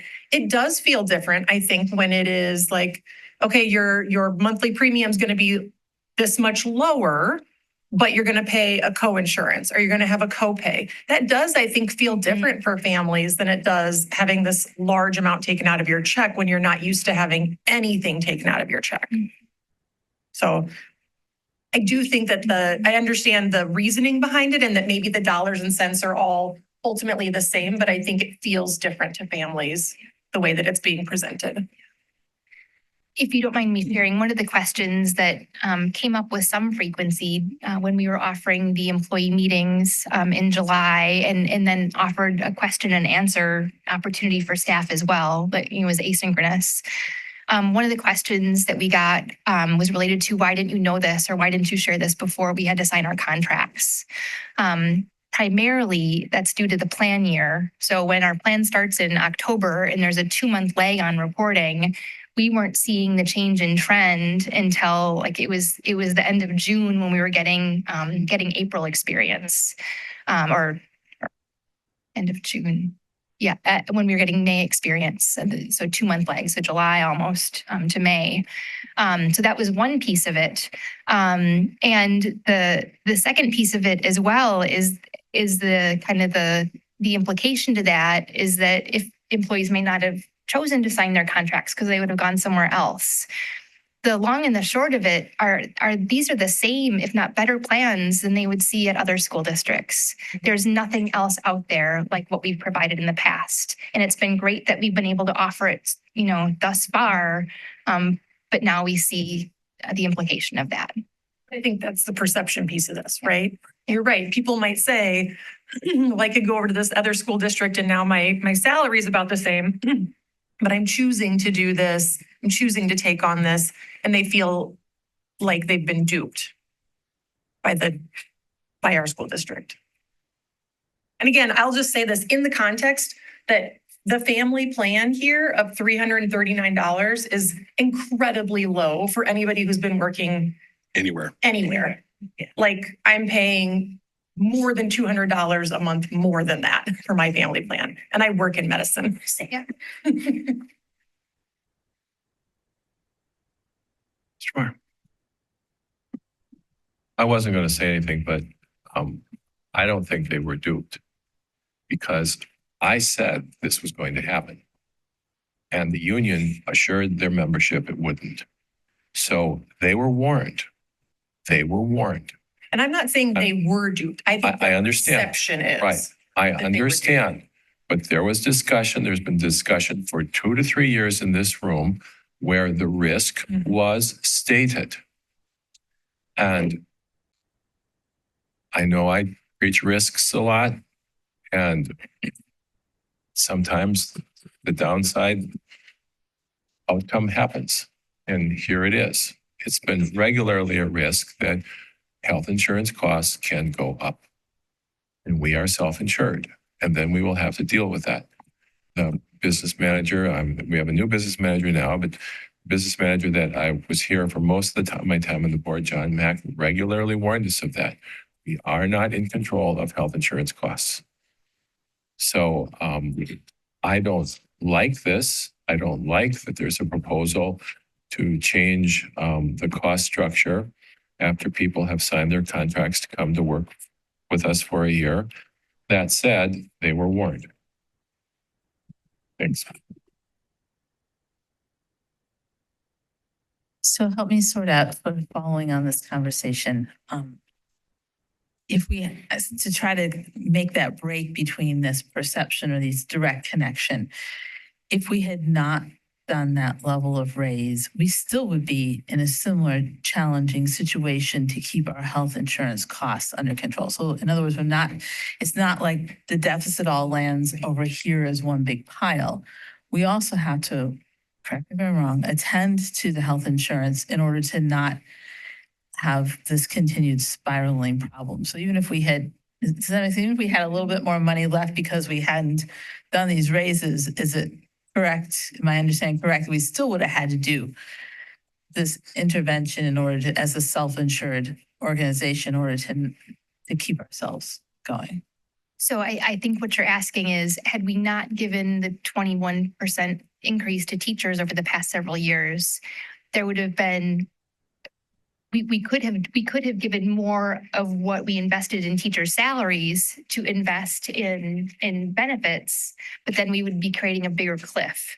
Right. So yeah, I'm not sure that we would have had that funding to make up the difference, because we still would have had this integral deficit within the health insurance that has its own spiral. And so I am not the mathematician in the group, but if you can picture, so I mentioned when we were talking about like the cost of our premiums and if we had made changes before, if you have a $2,000 monthly premium and you make adjustments to keep that premium at $2,000, you keep it from escalating. But if you keep going ahead and absorbing the cost, those increases increase exponentially. Right. So what might be $2,100 the next year becomes $2,400 the next year. You stop being able to control that sizable increase because you're constantly paying and absorbing the increase. I see Scott's got his calculator out. Well, yeah. It is a calculator, but yeah, it's calculating something else. Yes. Yeah. So at any rate, again, when you keep paying the increase in cost, you make it harder to go ahead and get back to a point where. That's what I was trying to get at. So we might still be finding ourselves in a very similar, maybe a year or two later, but in a similar sort of space. One other question was, anything else that came up? Thank you for doing all the work on listening and working with employees. Is there anything else that came up from them with ideas for, if not now, as we go forward, they would like to see or would help them to be successful in managing this cost? So the first idea that came from our health and wellness group, or the first really, kind of, hey, I think that this is the right way to go, was the idea of offering the two health plan options. Because when we initially communicated with staff about what the actual deficit was looking like, we were thinking that we would have one option. And it was really our health and wellness team that said, hey, let's give employees two options they can choose, and you're going to have to help them decide how to choose. Now, I'm not giving financial advice, but I will certainly help, staff members understand, the deductible premium area. The other area was specifically related to those education sessions and just really trying to help employees understand how best to use their dollars themselves. So things like that HSA contributions are pre-tax and how we can just save some money right off the top. One of the things I think I asked our admin team last week is if you have the choice between two different medical providers, one that sees patients at a clinic and one that sees patients at a clinic connected to a hospital, which one is the lowest cost? Making sure that everybody knows that automatically right off the top, the lowest cost is the facility without the hospital attached to it. Just providing that type of information so that employees can all access it. And not that we would make, the same decision in every case, but let's just know. Okay, thank you. Could I add something? Because I think there's a perception out there that the district is taking away the whole raise that teachers may have gotten. And the math I was doing is that isn't the reality for the average teacher. It's about 1/3 of the raise that they would have gotten, that they received. And when we think about total compensation, the chart that Sarah showed, we're still at the median with total compensation as well. So even with employee contribution, I would anticipate we'll be right at the median as far as total compensation goes. Now, I understand that still hits people's pocketbooks, but it's not a 1-for-1 trade-off.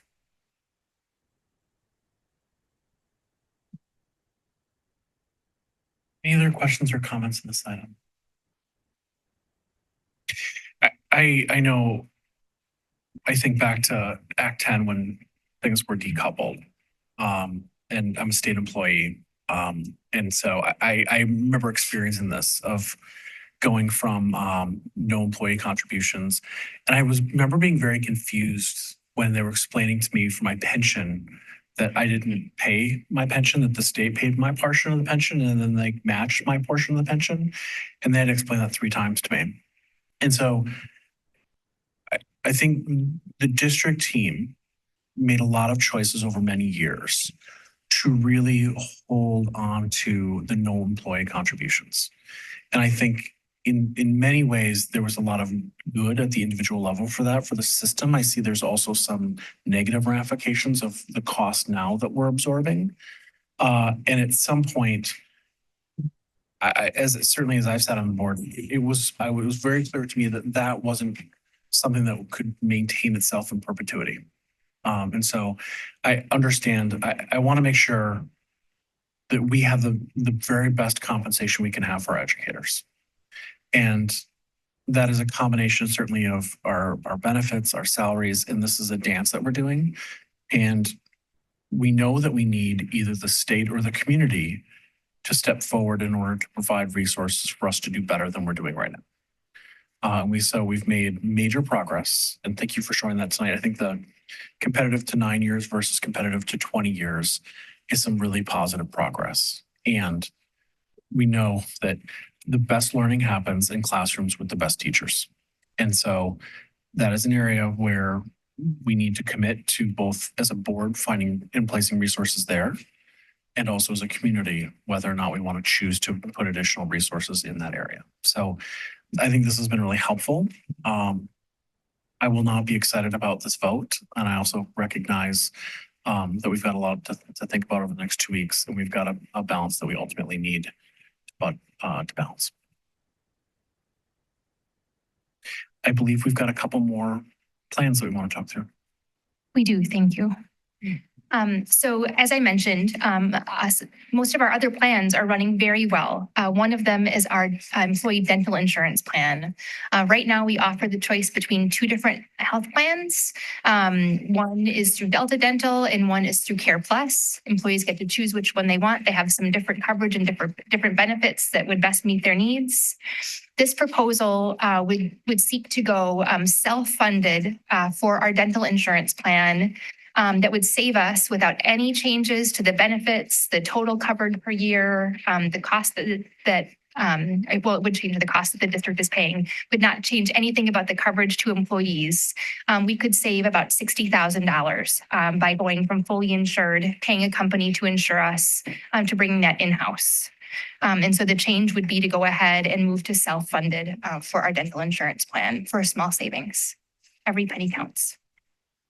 But then does that increase our risk like it does for being self-insured for our health insurance? I believe we will still have this. So the last thing we're going to talk about is our stop loss coverage that helps reduce the risk overall. And so this recommendation to self-funded dental insurance would include a similar stop loss. And that's something that I can go ahead and check on. 2 questions. Yep. One, does this change? Does anybody need to change dental providers because of this change? No change to current services. Yep. And then are our employees paying for their dental insurance? Is there any premium for that? Only part-time employees whose benefits are prorated. Okay. Is that something that we are anticipating at some point we're going to need employees to contribute to that as well? So in the grand scheme of things, I mean, that would be another lever we could push or pull, right? So, but typically, most school districts do their employee premium sharing with their health plan that is then related to kind of overall benefits.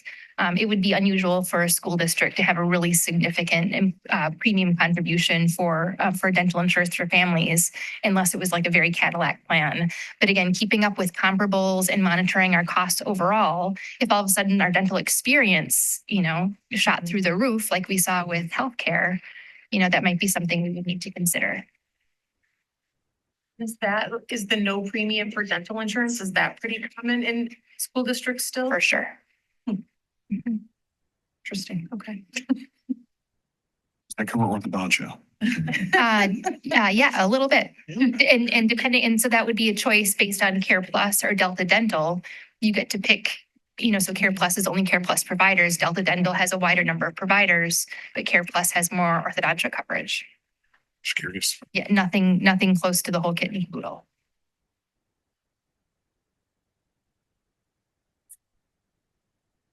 Can you?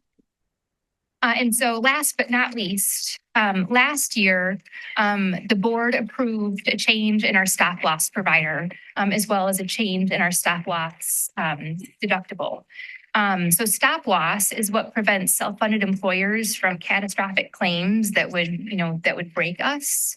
It caps the amount of the employer's cost for services at an agreed upon amount. So last year we increased the specific stop loss deductible from $225,000 to $250,000, and we met with a company called Symetra to provide us the best renewal.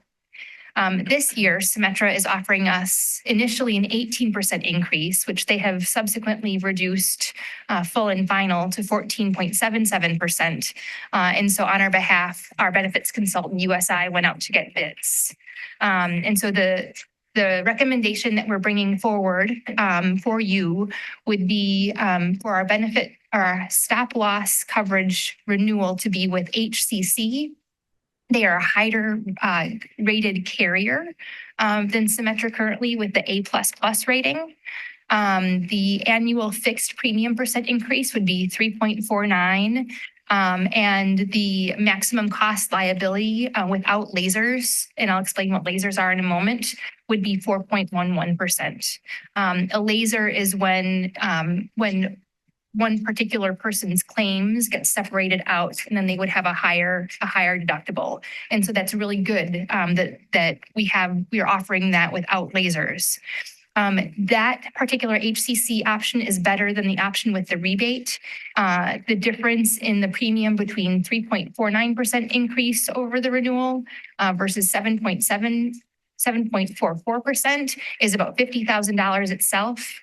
In order to realize the renewal of about $85,000, we'd have to renew with HCC, which would limit our options a year from now if we have a similar cost increase. So we're saving about $50,000 just by going with a lower premium increase. So the recommendation going forward would be to approve HCC as our stop loss provider. Questions and comments from the board?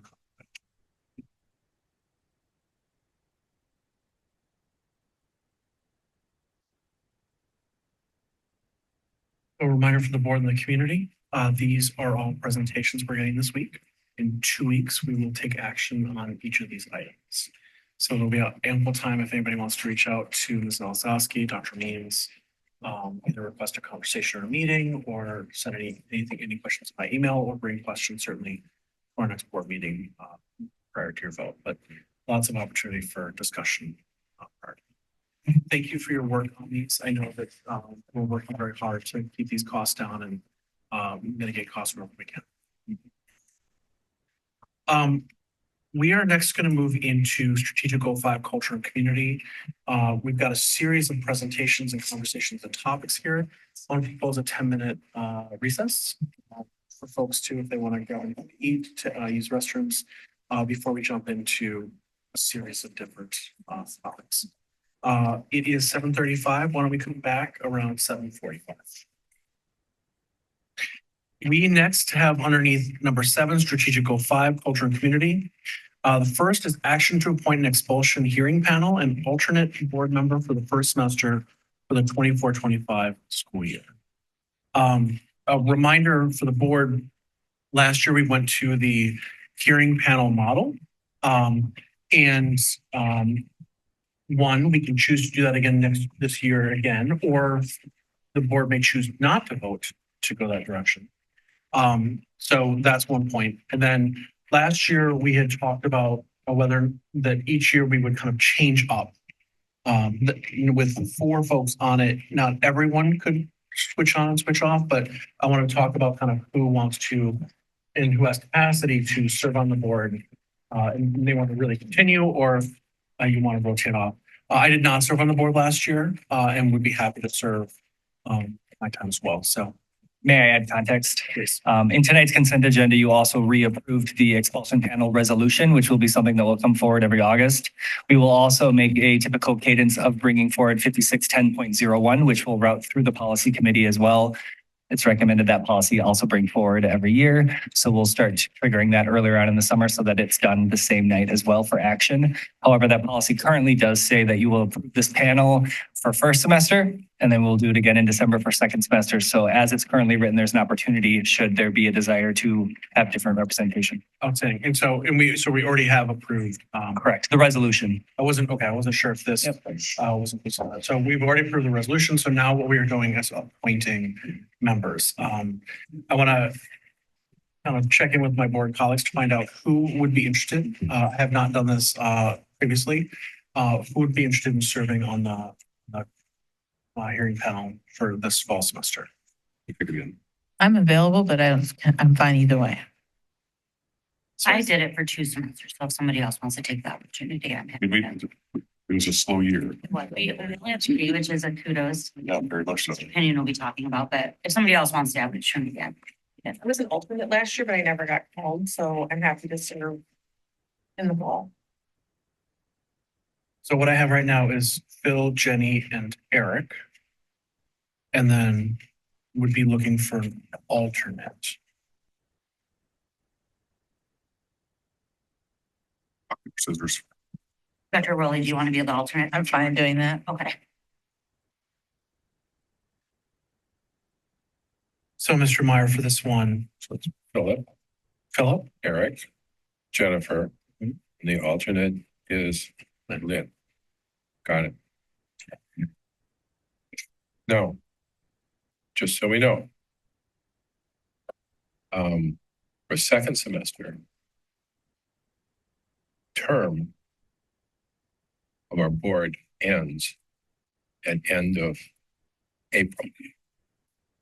I am not making a formal legal announcement tonight, so think nothing of it. Oh, Just thinking it Yeah. would be, it'd almost have to be these three. right. So if you're thinking, if anyone's thinking I would do this first semester and maybe I don't want to second semester, know that second semester is kind of whatever, iffy on transitional. And so, just keep that in mind if you're saying, if for anyone who's, people could get the duty or the responsibility for 2 full semesters when they really don't want to, or they think they're going to get the duty this first semester and they'll, defer to other people's second semester, and then they're going to find out that they're involved anyway, because probably you wouldn't want a lot, like a majority of inexperienced people on an expulsion panel in the month of May. All right, so just try to help your process here. If somebody wanted me to do this first semester so that, and then, because likely I won't be here in May next semester. So if you were expecting me to do something more, first semester is your time, because I'm, might not be around second semester. So I will defer to the, of course, whatever the will of the board is, but I've sat on my share of expulsion decisions, so I don't have a pressing desire to do it. I don't think it matters what 3 of us are there, because in all of these hearings for 21 years, it has rarely made a difference as far as who was there and who wasn't. I mean, community might not understand this, but we are actually very much aligned in those closed sessions in how we think. And we come to consensus when there's disagreement. So just to put that there. So if somebody is expecting that I should do this fall, I will. It's not something I'm like desperately wanting to do, but I'll offer my availability if there's somebody who says, well, I really only wanted to do it 1 semester. Now that I hear this, that remembering what's going to happen for transition in the second semester, possibly. So Makes sense. I'm comfortable. Still. I am too. okay, And I'm you're up. fine if as the alternate, I move into the regular position in the spring. That's not gonna be a problem for me. Okay. So it's Philip, Eric, Jennifer for the panel, and Lynn for the Alternate. alternate. We good with that? Are you ready to entertain a motion? Yes, sir. Thank you. It is recommended that the school board appoint an expulsion hearing panel, Philip Morris, Eric Jessup Anger, and Jennifer Hoyt, and an alternate member, Lynn Worley, for the first semester of the 24 to 25 school year. May I have a second? Second. Thank you, Dr. Lee. Any board discussion? Seeing none, please call the roll. Mr. Morris, Yes. Dr. Hoig, Yes. Dr. Worley, Yes. Ms. Heimer Rowland, Yes. Mr. Meyer, Yes. Dr. Jessup Banger. Yes. Thank you, everyone who is willing to serve. Next up is our annual diversity and inclusion. And I would invite our Director of Diversity and Inclusion, Shonda Holland, to come to the board table here, and she will take it from here. Good evening, everyone. You all had the opportunity to review the diversity, equity, inclusion, and accessibility presentation. So at this time, I'm going to ask you to share any questions that you may have.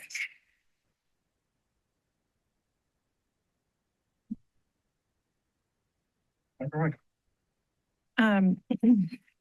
So a couple of questions for you.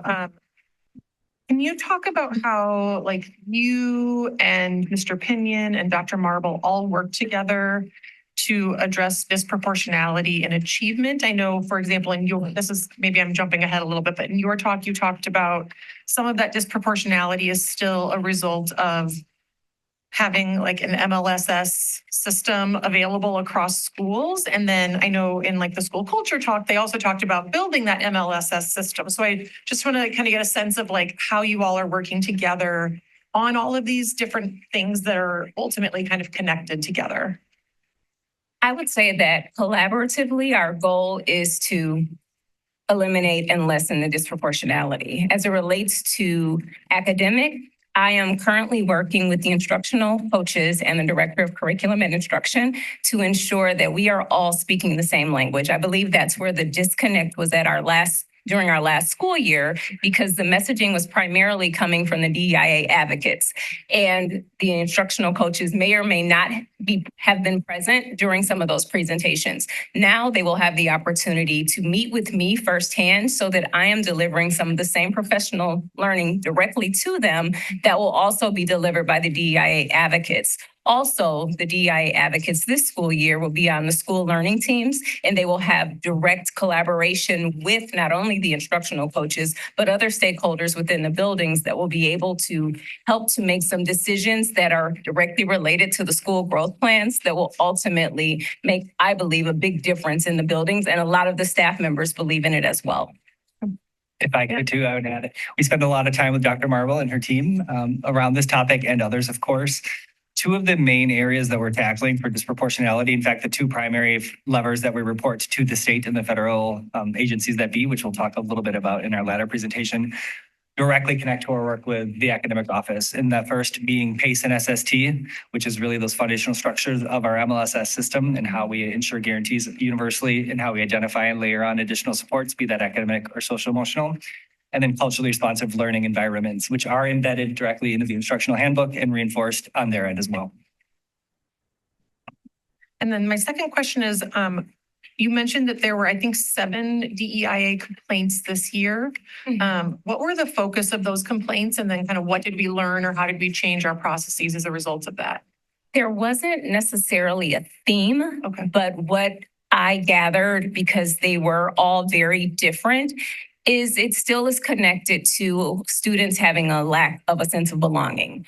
And there were a couple different situations where students really felt like the staff members that they should have had as trusted adults, they could not trust those staff members to uplift them in the way that they felt supported and the way that they actually wanted to be accepted within their learning environments. They felt like they were being racially discriminated against.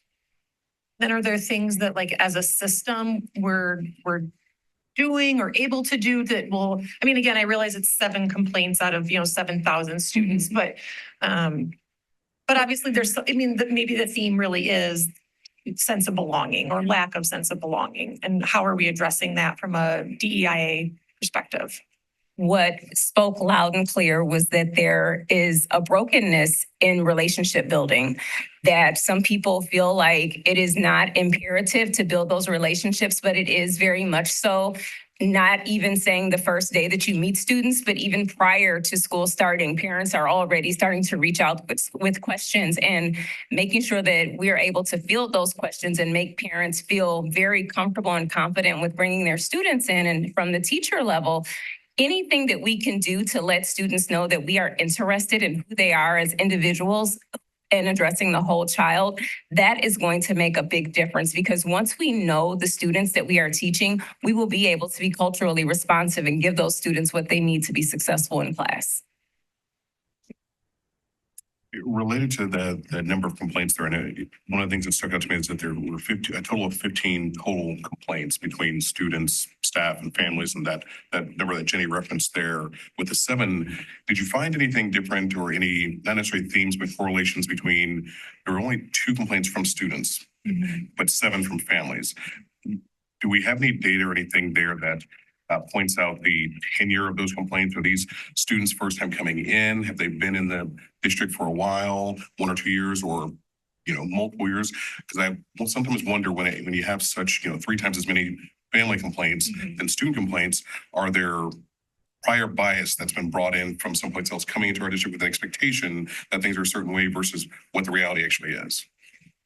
I would say no. With the student complaints, those were situations where students actually tried to advocate for themselves, and they felt as if their situations fell upon deaf ears. And when they couldn't get any further within their school settings, that's when they contacted me to see if I could help them to achieve their goals. I want to follow up, because I think my question's timely, about the sense of belonging. And I know we do a variety of different assessments throughout the year. And I'm curious what markers we have and where do we see areas of improvement or areas where we really need to continue to focus, either demographic differences. And I won't ask you tonight to talk about school to school, but I suspect you're looking at the school level. But where are we seeing successes and where are we seeing areas where we're just not getting it quite yet? We are seeing successes with schools really trying to ensure that students are able to see themselves within the walls of the classrooms. And we have had pretty much every single school be very intentional about ensuring that our students are able to see themselves through their classroom libraries. Our students are able to see themselves through bulletin board displays and through the curriculum that's being taught. Teachers are really focusing and being mindful of the fact that some students are not able to see themselves in the curriculum. So they're being intentional and finding ways to infuse cultural relevance within their curriculum. So that is definitely a mindset shift that we did not see in year one, that we were definitely able to see in year two. We are also receiving feedback directly from teachers, qualitative feedback, where they are directly referencing mindset shifts that they've had based on some of the professional learning that has been provided as it relates to being culturally responsive. Where we are not seeing the movement is as it relates to areas of office discipline referrals. We are still seeing a very high rate and as suspensions as well. And I believe that that is still because we are not building those relationships with students. If I know how student A responds to certain things, then I may not go in that direction if I'm providing redirection. I may use another tactic, but if you don't know the students that you're servicing, it's really difficult for you to provide what they need to be successful. And we end up with write-ups. A quick follow-up and then turn around. One of the things that was interesting in listening to and reading about different things is that there's two different walks that you're doing with each educational leader principal in the school. I'm curious what you see qualitatively, if there's anything between learning walk A and learning walk B, which I presume have some chunk of time between them of at least a few months in most situations. If you're what you're seeing and kind of experiencing within the school environment and how those differ. And I'm listening, what I'm gonna listen for is what policy things and what governance things and what resource things are in place or not in place. From a board level, what could we do to ensure the support for this work? As it relates to the first learning walk and the second learning walk, I looked at different information, so I can't necessarily compare the two. So equity core beliefs number 7, 8, and 10 were taken place and observed during the first walk. During the second walk, I looked at equity core beliefs 1, 2, 3, and 4. So while all equity core beliefs should be implemented, they were different. So I was looking for different things at different times. However, as it relates to this school year, last school year laid the foundation of everyone understanding and knowing what the equity core beliefs were. This year, we're expecting to see those equity core beliefs in action. The DEIA advocates will be working directly with the school learning teams to ensure that those equity core beliefs are brought to the forefront on a monthly basis with professional learning, as well as tying into what's needed to achieve the school growth plan goals.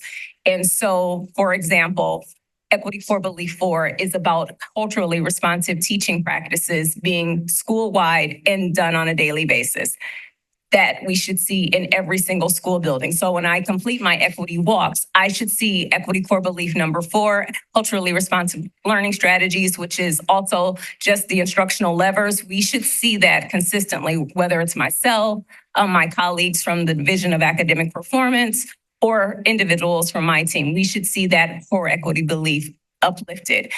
We are focusing on equity core belief number 1 this year, which is disrupting disproportionality. The theme is that everyone is going to be a disruptor. That is the first message that our staff will hear either on October 21st or October 22nd on the work that we are doing collaboratively, not just the advocates, not just Mrs. Holland, not just 1 or 2 people. It's going to take the entire school and the entire district to actually show a difference in what we can do if we are all working together towards the same goal. Thank you. Thank you, first of all, for all your efforts and also the very rich report and explanation you've given. I just wanted to follow up on something you said just now recently about just one of your comments about the disproportionality and discipline. So this is something that has been a long time challenge in this district. And now you are really seeing it and, being more aware of it. What is in place or what could be in place? Are we keeping track? I don't mean in a negative way, but are we keeping track of patterns among those that folks who are reporting or using disproportional mindsets in reporting students? Because I know the goal this year was to try to get everyone to use the disciplinary framework the same way, right? And so what are we kind of tracking this? I've been told by some parents that there is a process that the parents use to try to keep their students who might be disciplined disproportionately out of certain classes in order to avoid this. So it's kind of like a marker. So what are our goals this year for moving the needle on the staff? I mean, are these random? Do we see a pattern among staff, over and over again, not quite getting it or not quite addressing? So that's one of my questions. To address the question around the data that's being looked at, I meet with the principals bi-monthly, and we met bi-monthly last year, but we're really going to dig into the data this year because they're going to bring their data forward at every school leadership team meeting. And I've talked with principals about what that will look like. So when we're looking at specific data points as it relates to the disproportionality in students being receiving office referrals or being suspended, we are looking at not only who is writing those referrals, but what are the referrals written for. So we will be looking at actual themes and connections to the why behind the referrals in hopes that if the principals are able to put this information back in front of their staff, they're able to identify this is the trend that's happening in our school, in our particular grade level, so that we can work collaboratively to start slowly ticking away at eliminating some of these biases that are probably going into a lot of the referrals. I would add too, just as we at the district level look at our building-wide data and different risk ratios, discipline data that's coming out of each building, true to a PBIS core practice is our buildings are also expected to be looking at that data from the lens of what's called the Big Five, one of those being the location in which it's happening, and is there a disproportionate number of referrals coming out of a certain classroom or some of such of that nature in which they would be expected to respond and investigate that accordingly. And then there's the piece that's before the out of office referral that I don't know if that played into the 2 students who came forward or not, but of noticing disproportionality happening to the students, even without the office referral. So the other sort of more low level the term micro never really works for me because I don't think microaggressions, for example, are truly micro because for the person experiencing them, they're not. So just building what's in place to help build the classroom awareness or people's awareness of even before they get to the office referral behaviors that might be making it more difficult for students to have that trusted adult. I kind of lost your question in there. Clarify the question. Yeah, so before you have an office referral, there are many other kinds of discipline that are happening within a classroom, which can also be disproportional. It depends. I mean, can be. I didn't say it Depending on was. the I said behavior, can right. be. Right. Right. So but those are often the experiences that keep a student from feeling that that adult in the classroom is a trusted adult. So what's the process, or what's to dig to that layer? What's the process or opportunity to move the needle on that classroom experience for students? Well, starting with building culturally responsive learning environments. And every teacher in the district received culturally responsive learning environment training last school year. It'll be revisited and brought up in every professional learning that we will have this year. So teachers have tools and mechanisms to deal with students and behavior that may be undesired, and the steps that can actually be taken before it is it leads to an office before it leads to an office discipline referral. And I would say, this is coming up later, and when we talk about behavior and discipline and our disproportionality and the data relative to that, but a lot of what Sean is referring to in culturally responsive learning environments are those proactive pieces that are to be in place and are expected prior to any kind of maladaptive or concerning behavior that occurs in the classroom. And then from there, it kind of flows into what's been developed from our division around the T-chart, or what's office managed. There's a flow of kind of how to move through that when it's teacher managed, what you're doing, how you're doing it. And then when it crosses that line to office managed, I mean, they all connect. And this is a year of refinement and not creating new. Okay.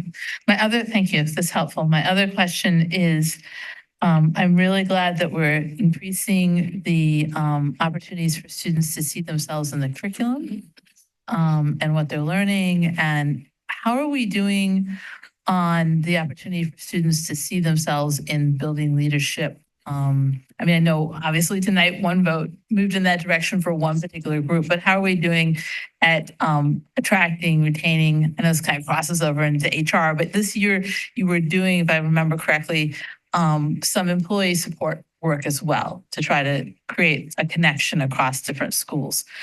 How's that going? Because to me, that's part of the students seeing themselves in the school, whatever their category is, how we're doing and making sure that students are seeing themselves in those who are leading and teaching staff in the buildings.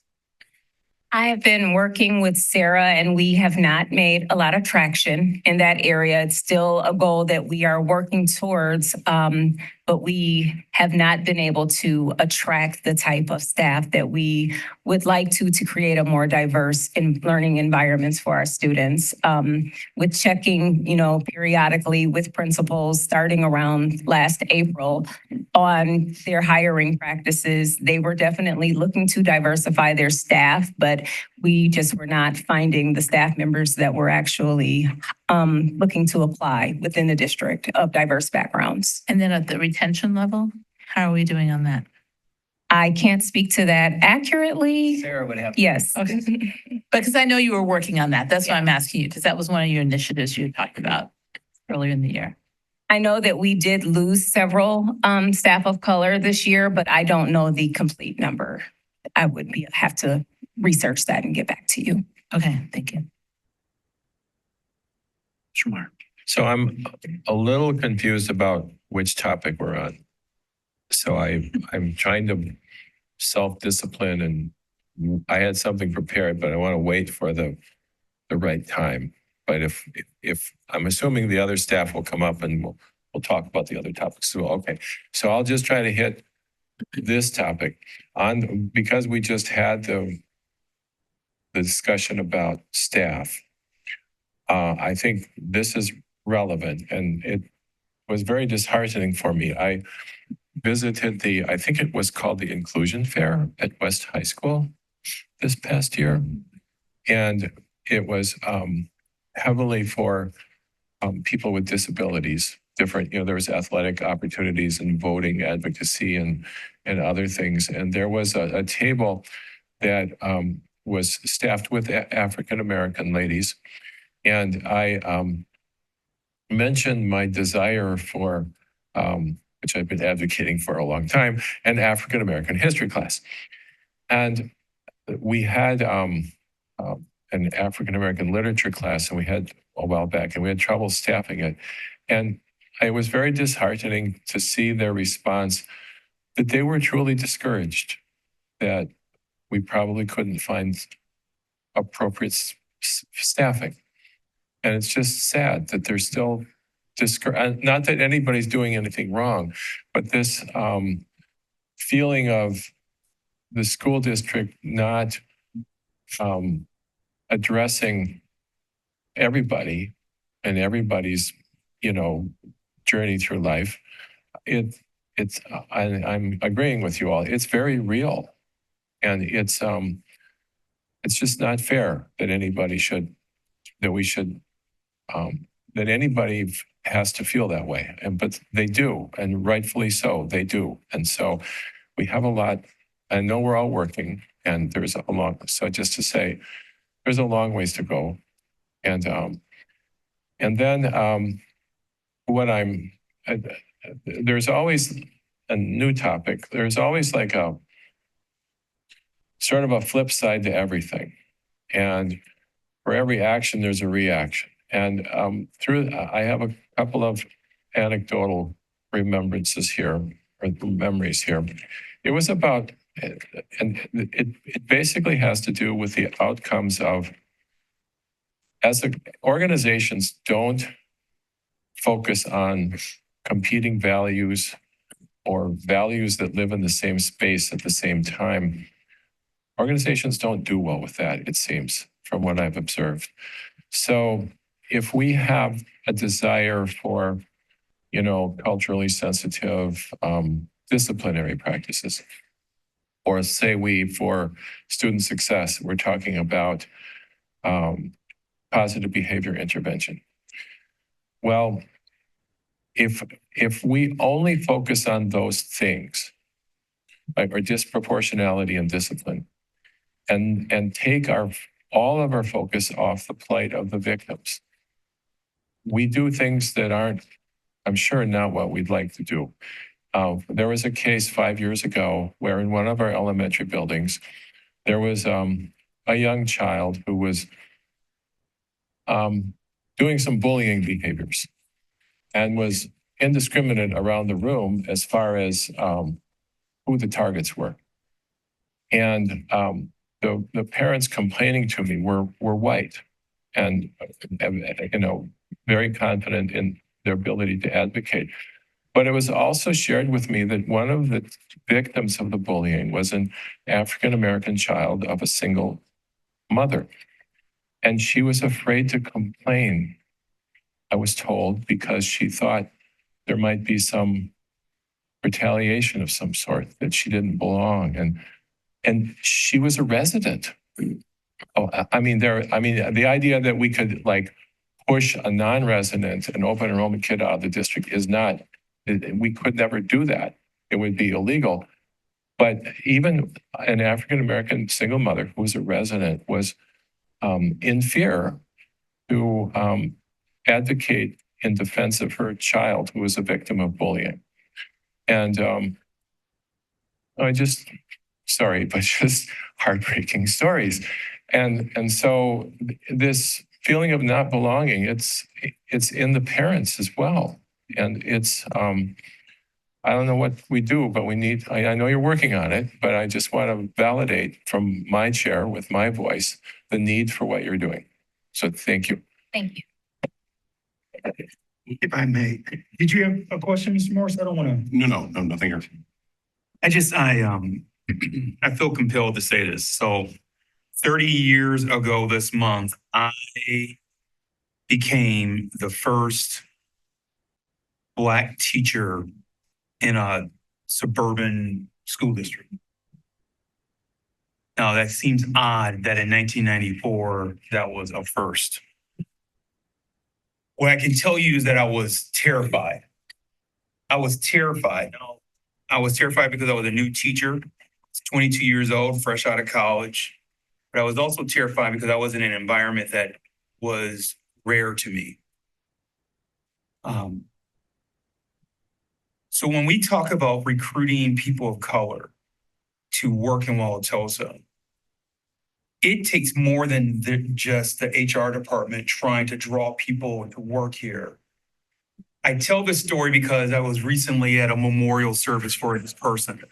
And people who lived in Milwaukee for many years will remember this name, but there was a parent who happened to be also a newscaster in the local media. His name was Bill Taylor. Bill Taylor was the person who created Positively Milwaukee for TMJ4. And I remember vividly, Bill Taylor came to my classroom right before Labor Day and said, I need you to come to my house over Labor Day weekend. Okay, Bill Taylor told me to go there. I went. But what I didn't know was that there will be a number of parents at that gathering as well that looked me in the eye and said, we have your back. We support you. I share that one story to say that part of this is a community wrapping our collective arms around the teachers. HR can recruit as many people of color as they want until our community and our organizations wrapping arms around these people, it won't work. So that's one story. The second story is that there were two white men who befriended me, who said, you don't have to eat lunch by yourself, because I was scared. That we're going to take you and you become part of a community. And I think that's what Ms. Holland is speaking to, that we need those things that can't be articulated in a report to the board. We need those mental models to shift. Because then people who are not of the majority will feel more at home as well. That happened for me, and that made my experience of being the only person, and many of us in this room have been the only. But to be the only person of color in a predominantly suburban community to teach is, I can speak from experience, it's terrifying. And it's just not us recruiting those people here, but it's also the families looking them in the eye. And it wasn't just families of color who made me feel at home. It was white families who said, my child is learning so much from you that made me feel like I had a home. So I wanted to speak to that in terms of the teaching piece. In regards to our school community as a whole, yes, Ms. Holland and I and Mr. Pinion, and it's just not kids of color. We have a great team, and I'm so pleased that Dr. Marble reminds me often that we spend so much time in Wauwatosa talking about the racial diversity of our community. There's gender diversity, there's sexual orientation diversity. I think the richness of Wauwatosa is that we're diverse in a lot of different spaces, and we actually minimize ourselves and make ourselves smaller when we simply talk about the racial diversity of Wauwatosa. And so what I would suggest is that our schools haven't crossed that barrier of being fully inclusive. And so it's really important for us to continue to push the envelope. And you heard a statement from Ms. Holland where she talked about we have to be disruptors. It's not enough to be kind to certain kids at certain points. When we see that students with disabilities are not being treated fairly, we have to disrupt the behavior and change that mental model. We can't allow it to simply be there. And I think, Ms. Holland, you need to know that this board wants you to disrupt, that they're waiting on you to disrupt. But more importantly, there are people in our community that want disruptors, and that if you teach in Wauwatosa, if you are educating children in Wauwatosa, we expect you to disrupt. We are one of the few beacons of the 425 school districts in Wisconsin that wants diversity, inclusion, accessibility for all kids. And then the last thing I would say is this. It's not enough just to be kind to people. It's not enough just to make sure that you see yourself reflected in it. If we're truly chasing equity, then we have to start making more opportunities for all kids, and we have to start demanding better outcomes. And the outcomes is just not being nice and blessing their hearts and saying, we'll give you a lesser academic road. The better outcomes means that the educators are doing a heavier lift. And I'll conclude my statement by sharing with you the one person who had the greatest impact on my educational career. And I've told this story many times, as a white man by the name of Tom Wild. Tom grew up in Brookfield. Unfortunately, he was a Brookfield East graduate. But he chose to teach at Riverside High School when I was there. And I share this story about Tom because he was as suburban and as Brookfield and as white as you can be. But the impact he has made on this city because of the people he mentored and because of his mental model of teaching us that we need to be inclusive of one another. Kind of like what the young man who took the AP capstone course said. He taught us to listen to one another and accept one another. He had a greater impact on me than candidly people of color who were teachers of mine. So I always share that story because I think sometimes our white teachers minimize their potential impact on our kids because they're not of color or they're not of a certain group. If you love kids and you're willing to disrupt the system and to make sure that everyone has access and better outcomes, then I don't care if you're blue.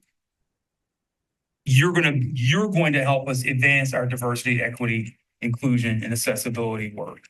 So I know that's the work that you're sharing with people. And those are components. And I wanted to kind of share some personal anecdotes because those are things that just won't come out in a report that I know you're working on and we're continuing to strive towards. Thank you. Can I add another anecdote? Now, this was in detail. What I'm about to say, I will try to use as general terms as possible. It was in detail reported by me to the superintendent, Dr. Means.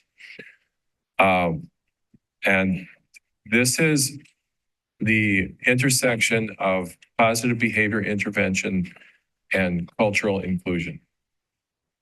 And I understand positive behavior intervention, but when we're deciding whether the PBIS is working and whether the offense has beyond what is appropriate for PBIS, that we need a more serious intervention, perhaps a suspension. From the perspective of the victim, there was a case last year where a student who was a member of multiple protected classes was verbally confronted in the hallway in regard to their class, their protected class. There was no effective intervention on the perpetrator. 2 weeks later, there was a physical assault related to the same protection. And the perpetrator was allowed to stay in the building, in the hallways with the victim. And culturally, to the victim, and I spoke with experts with regards to that class, and the severity of that assault was far beyond anything I understood for that culture. And we didn't know that. So for that, if we're talking about gender, sexual identity, race, religion, cultural customs of certain ethnic groups, our assessment here of the severity of what was done to the victim is often not enough to provide a feeling of inclusion. If there's something very specific to my culture, my race, my creed, my religion, my gender, my sexual preference, and what is at the very core of that is physically assaulted in our hallways, that warrants suspension in my mind, a physical assault. But there was not a suspension. And so this is to my point about somehow balancing the competing rights of different people. And I'm willing to sit down with you and tell you what this was, but I don't want to say it here. There's a small percentage of cases where the effort for positive behavior type, quote unquote, disciplinary stuff misses the plight of the victim. A small percentage, but those cases are very, very serious. And I'm sure maybe I should give you a call, make an appointment to come and tell you specifically what this is.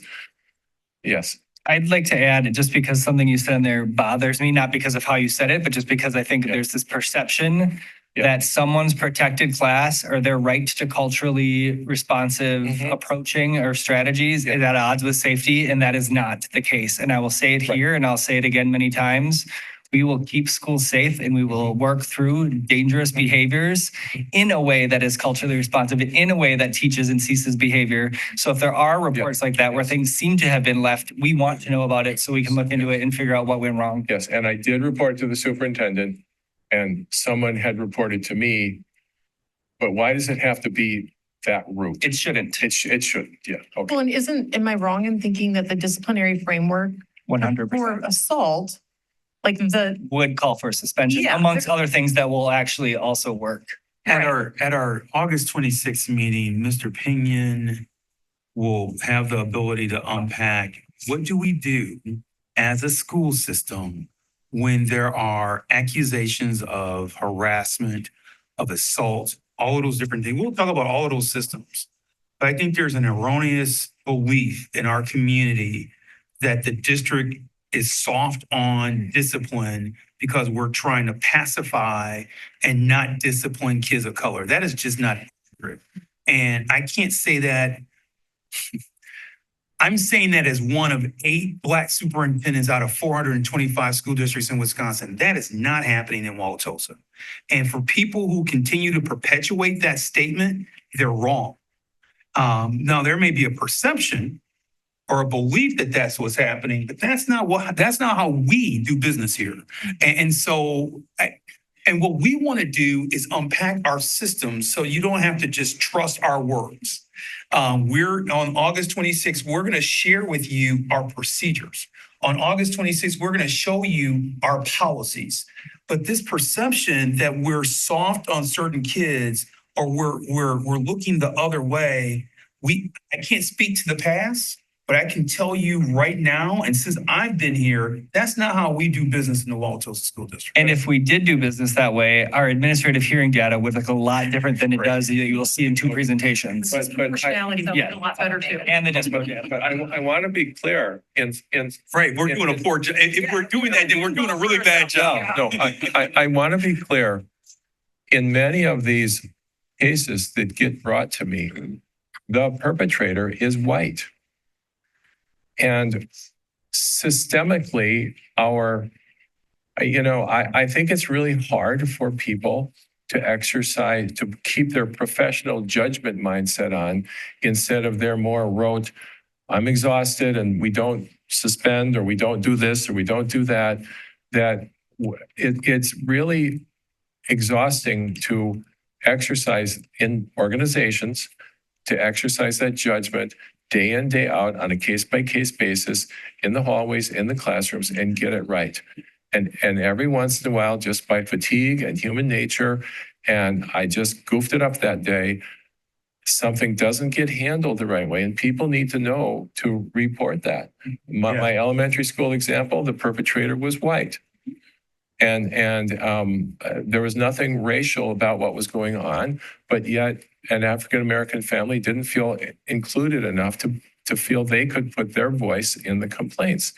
And so, I just want to emphasize this is not the problem with application of the principles is not, to my thinking, racial in effect, in that we there are cases where we should have more severe or restrictive interventions, and I don't mean punishment, I mean protection of the victims. And the perpetrators are not Black. And so there is a carryover or something into everything we do when we don't apply things correctly. And I know, Mr. Pinion, Dr. Means, you're struggling mightily to get this right everywhere for everyone. But we won't be able to do that unless we voice the concerns. So we're to support you in the vigilance. Okay, thanks. I think one final question, something that I keep coming back to is this: so much of this work is being done, this creating a better sense of belonging. Dr. Means talked about it with the importance of staff, and it's the work of all of us, the community, the teaching community, the parent community, the board, the district leadership to continue to work on this. There's a lot of very specific programmatic work being done around groups that create a sense of connection for students, and I applaud that. One of the things I continue to find myself dismayed by is that about 2 years ago, we explored this idea of creating this window of time at the beginning of every academic year where educators and families and students could build and develop and nurture relationships. What came back to the board is that our secondary leadership teams did not feel that they needed more than half a day to accomplish what they were doing. I have developed on multiple college campuses programs to develop those things. And that is where a sense of belonging can begin to be developed at the beginning of each academic year, particularly for new students and families. I want to implore the district to once again return to examine what can we do? What tools do we have? What capacity can we build? Certainly the work that you're doing, but there also needs to be a dedicated time on task to do this at the outset of the academic year to be able to continue to do this work. There will be opportunities for Meet the Teacher Night, for curriculum nights at the high schools, that whatever the PTAs, the board, and others can do, our principal team, our principal groups at secondary schools, they are much too sparsely attended. And so whatever we can do to continue to support the work that you have, I would be eager to hear as a board what additional work can be done. You can only do so much in whether you're doing group work or doing all the different stuff. And I'm really glad you're doing it. I'm also wondering what other things that we can support in your efforts. But thank you. We'll end with Mr. Phillips. I would just add one piece there, and it's kind of that qualitative data there of taking the opportunities where you have. I live in the Lincoln community, and something that to Dr. Despinger and Dr. Means have just talked about of the sense of community and belonging being more than just the HR side. Looking at the things where the engagement happens on all levels. And I again go back to the Lincoln community, something as simple as I know plenty of us have here seen at the back to school barbecue. The communities and the families and the parents and the new families and the teachers, they're all in the same place. And they make it, I'm one of the volunteers for the last 4 years, and watching people come in that were terrified as they walk up the steps. And then 2.5 hours later have found at least some small sense of community, 4 or 5 families, because their kids got to meet other kids in their coming age group. And small things like that go a long way because people don't feel like they're a stranger on the first day of school, or the stranger that was at drop off and then I only see them after school. And that's the full extent of our belonging. So I think any more things that we can learn from those opportunities, in seeing that that's coming up here very soon, being able to utilize and find a way to rinse and repeat that at all of our schools and all those things. So that way the teachers and the families and, people that are common recruits that may think they want to come work in our district can see these things happening. Mr. Morris, there's a phrase that I'm adopting for the month of August in the district, and that is, we can do anything, but we can't do everything. And what you're going to hear tonight is that we're getting pretty close with this division of people and family supports of trying to do everything. If you remember, during the budget process, development process, I proposed that we create some type of community liaison position to help build that type of community. Now, someone would say, well, the principal should be able to do that. And that's hard. That is just, it's really hard to do. Yes, I would love to have another crack at the Strong Start model. But that means we're going to be asking Ms. O'Connor to help people out because our principals are in a space where they can't think that way. We want to do this work. But there's just, when I look at all the competing interests in the district, we can do anything. This team is strong enough. We can do anything that we really want to hone in on. The danger when you have a really good, capable team is that then in my role as superintendent or of governing board or active parents will say, well, then let's try to do everything. And then that really strong team, we start to burn them out. And I'm sensing organizationally that we're tipping to that point, that we have a really good team. I want us to continue to be strategic as we do these things. The message that you're going to hear from us from a DEIA standpoint this year, to summarize, is that we're working to disrupt. Ms. Holland and I talked to our principals this past week. We want to disrupt systems and patterns that position certain people as superior and others as inferior. We want to disrupt programs. We want to disrupt things that take away opportunities and access and lesser outcomes for kids, and create more for them. That's the goal that we've given Ms. Holland this year. She didn't, in her report, she talks about the great work of our Multi-Ethnic Parent Association. That's exciting. And that was a heavy lift. I think we're on the right track. I will conclude and then turn it back over to Mr. Pinion, our capable leader in this space. I think the message that I would want to just express to the board in our community is that we've transitioned away from talking about DEIA work and we're doing something. So I think in the past, a lot of school districts, including ours, we talked and we had good conversations. What we've asked Ms. Holland to do is to start penetrating and changing the system and start asking principals to reflect on, to Mr. Meyer's point, what are you not doing? And so when we do those equity walks, we're making people really reflect on, so where can you grow? You're going to hear in the month of September how we're building our new school growth plans. Part of the school growth plans is to deal with disproportionality directly in those plans. Most school growth plans just talk about what you're going to do. We're saying, no, we're going to measure this. And you're going to see those plans in September. So what we want you to do is to continue to hold us accountable. But please know that we if you want to talk about what the role of the board is help us deliver the message that we want to disrupt systems that position certain people in really powerful positions and others in inferior positions to make sure that we're all inclusive. Kind of like what Mr. Morse just said.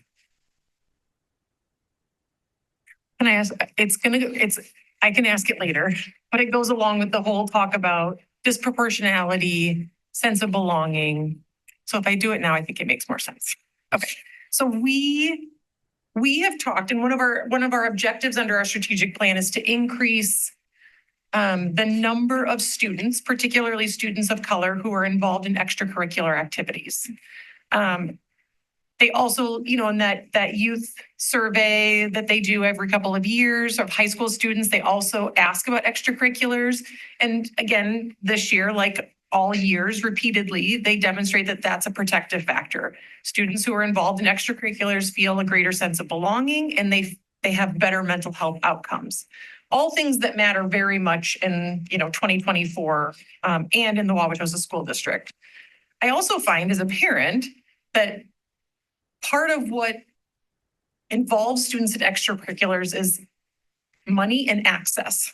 And that starts really, really early. I have elementary age students and they're involved in select sports, which are thousands of dollars a year, really early, things that exclude students who don't have that sort of, financial availability. So how is it, how is a district, and I'm leaving this, I really have no idea, like, how can we even tackle that when we're leaving students out, the community, the world leaves students out before they're even 10 years old?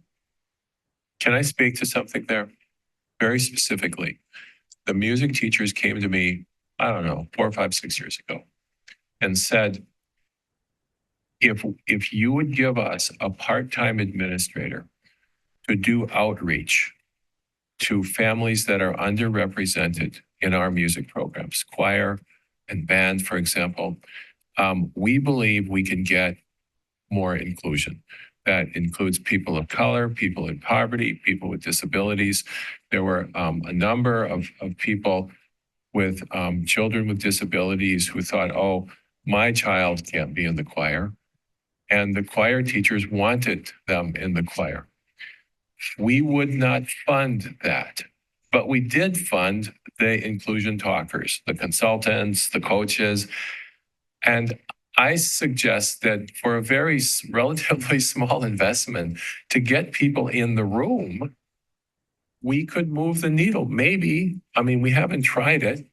And then, for example, our 4 new elementary schools are built with oversized band rooms so that there is room for storage of instruments. So that kids who have a difficult time going to and from home, to school, they can leave their instruments, right? Because I was myself carrying a trumpet, bullied on the way home when I was 12 years old. And I could imagine there's neighborhoods people come from, and I came from 100% white lacrosse at the time, and it happened to me. So, so we even structured the elementary buildings so that to be in band, you didn't have to carry your instrument home and be a target on the way home. And then we could provide instruments, and they could leave the instruments in the band room overnight. And then we could provide morning programs and after school programs where they could practice. We've for years tried to structure things in to have that infrastructure, just for example, but now we need to finish the job and provide the instruments, which I'm sure we do in some cases, but so I'm sorry to cut in on you, but we've been trying, but there's that final 10% we need to do to see if it works. There is no easy answer to your big question that is societal, systemic. What I can tell you is we are very fortunate to be nested in Milwaukee County. If you've been to the Inclusion Resource Fair, you will see this community and the greater Milwaukee community has a lot of resources for families that are untapped, unexplored. I even learned about many that I hadn't heard of before this last Inclusion Resource Fair. We didn't have a historical investment in social workers to close that school-home community gap. We have righted that. I believe we're in the right place with the right people to start closing some of those opportunities. The meeting rooms in the 4 elementary schools, to my thinking, were to provide a place for monthly culturally sensitive. I know what people my generation do to play games, to meet once a month, and but I don't know what other cultures, but we have a room. And we shouldn't be charging them fees to use it. If they're part of our school community, we should promote that room is there for you to use for whatever makes you comfortable for your evening, weekend, whatever's. And so a lot of thought's gone into some of this, and we need to leverage it now that it's there, if it will help. Thank you both. I'm going to move us forward to our next presentation. I look forward to continue to hear more about your work and the outcomes. Thank you. Thanks. Thank you, Sean.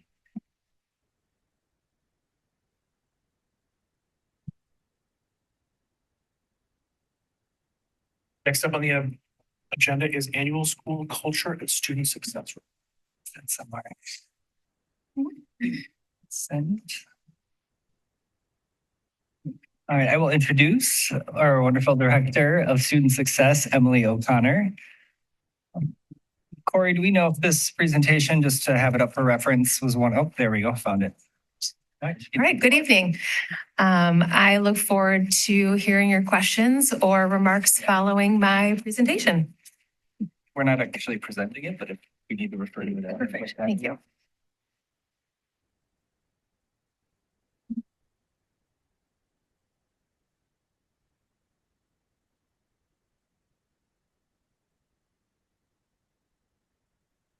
It was that good of a presentation. Yeah, right? Got a lot of related questions out probably already.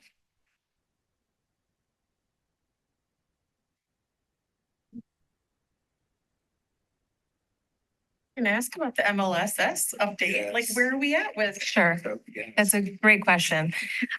We have made some really significant progress over the course of the last year with collaboration from the Division of Academic Performance. So really starting at about this time last year, we, in order to really learn and kind of go where we had some readiness, some great resources.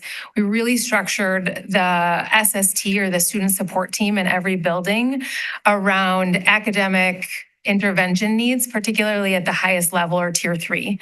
And set up a series of meetings throughout the course of the year to have the relevant team members come together, make database decisions, strategically place students or match students with an appropriate intervention, monitor their progress, and then at the close of that intervention, review the data to see who could fade back. And so that was really the focus of last year's SST work in particular. I think it gave us a lot of information to learn about our data infrastructure and what remaining needs are still there. It gave us a lot to learn in terms of teaming and how we structure our meetings in a way that is efficient and also matches students with the appropriate support pretty quickly. Just to kind of name a couple. So moving into this year, we're going to take a lot of those learnings and structure that SST process specifically around behavior as well. So take those learnings, lean into continuous improvement, and replicate that when we think about students who do demonstrate that they need higher levels of intensive intervention at a tier 2 or tier 3 level. Ms. O'Connor? Yeah. What's SST? Student support team, And what does the SST. student support team do?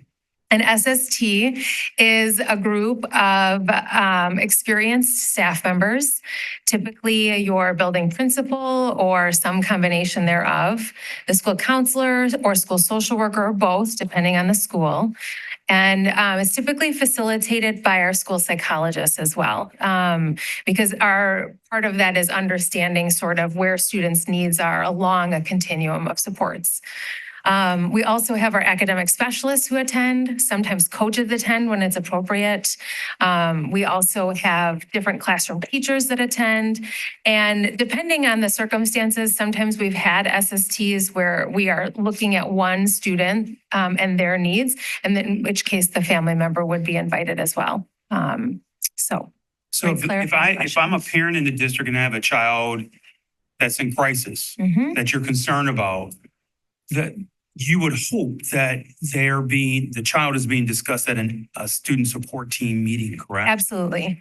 Early on too. And I think moving into this year, what we want to be really deliberate about is saving time for those one-on-one student needs or student conversations, as well as having an efficient problem-solving model where we could potentially review many students within that teaming structure and looking at all of their data and probably making some more quick, efficient decisions about which interventions they're matched to. But for that really in-depth problem-solving process, we will start building that out. Different schools have different structures, but we really want to kind of bring some uniformity across our system this school year with a child study team or a CST. So that will be being built out over the course of this year, in addition to that behavior SST process. So that's kind of a high level overview of where we're at. We're really positioned for this next school year to provide some significant professional learning to administrators, student services, and other relevant staff, like I said, who are involved with the SST.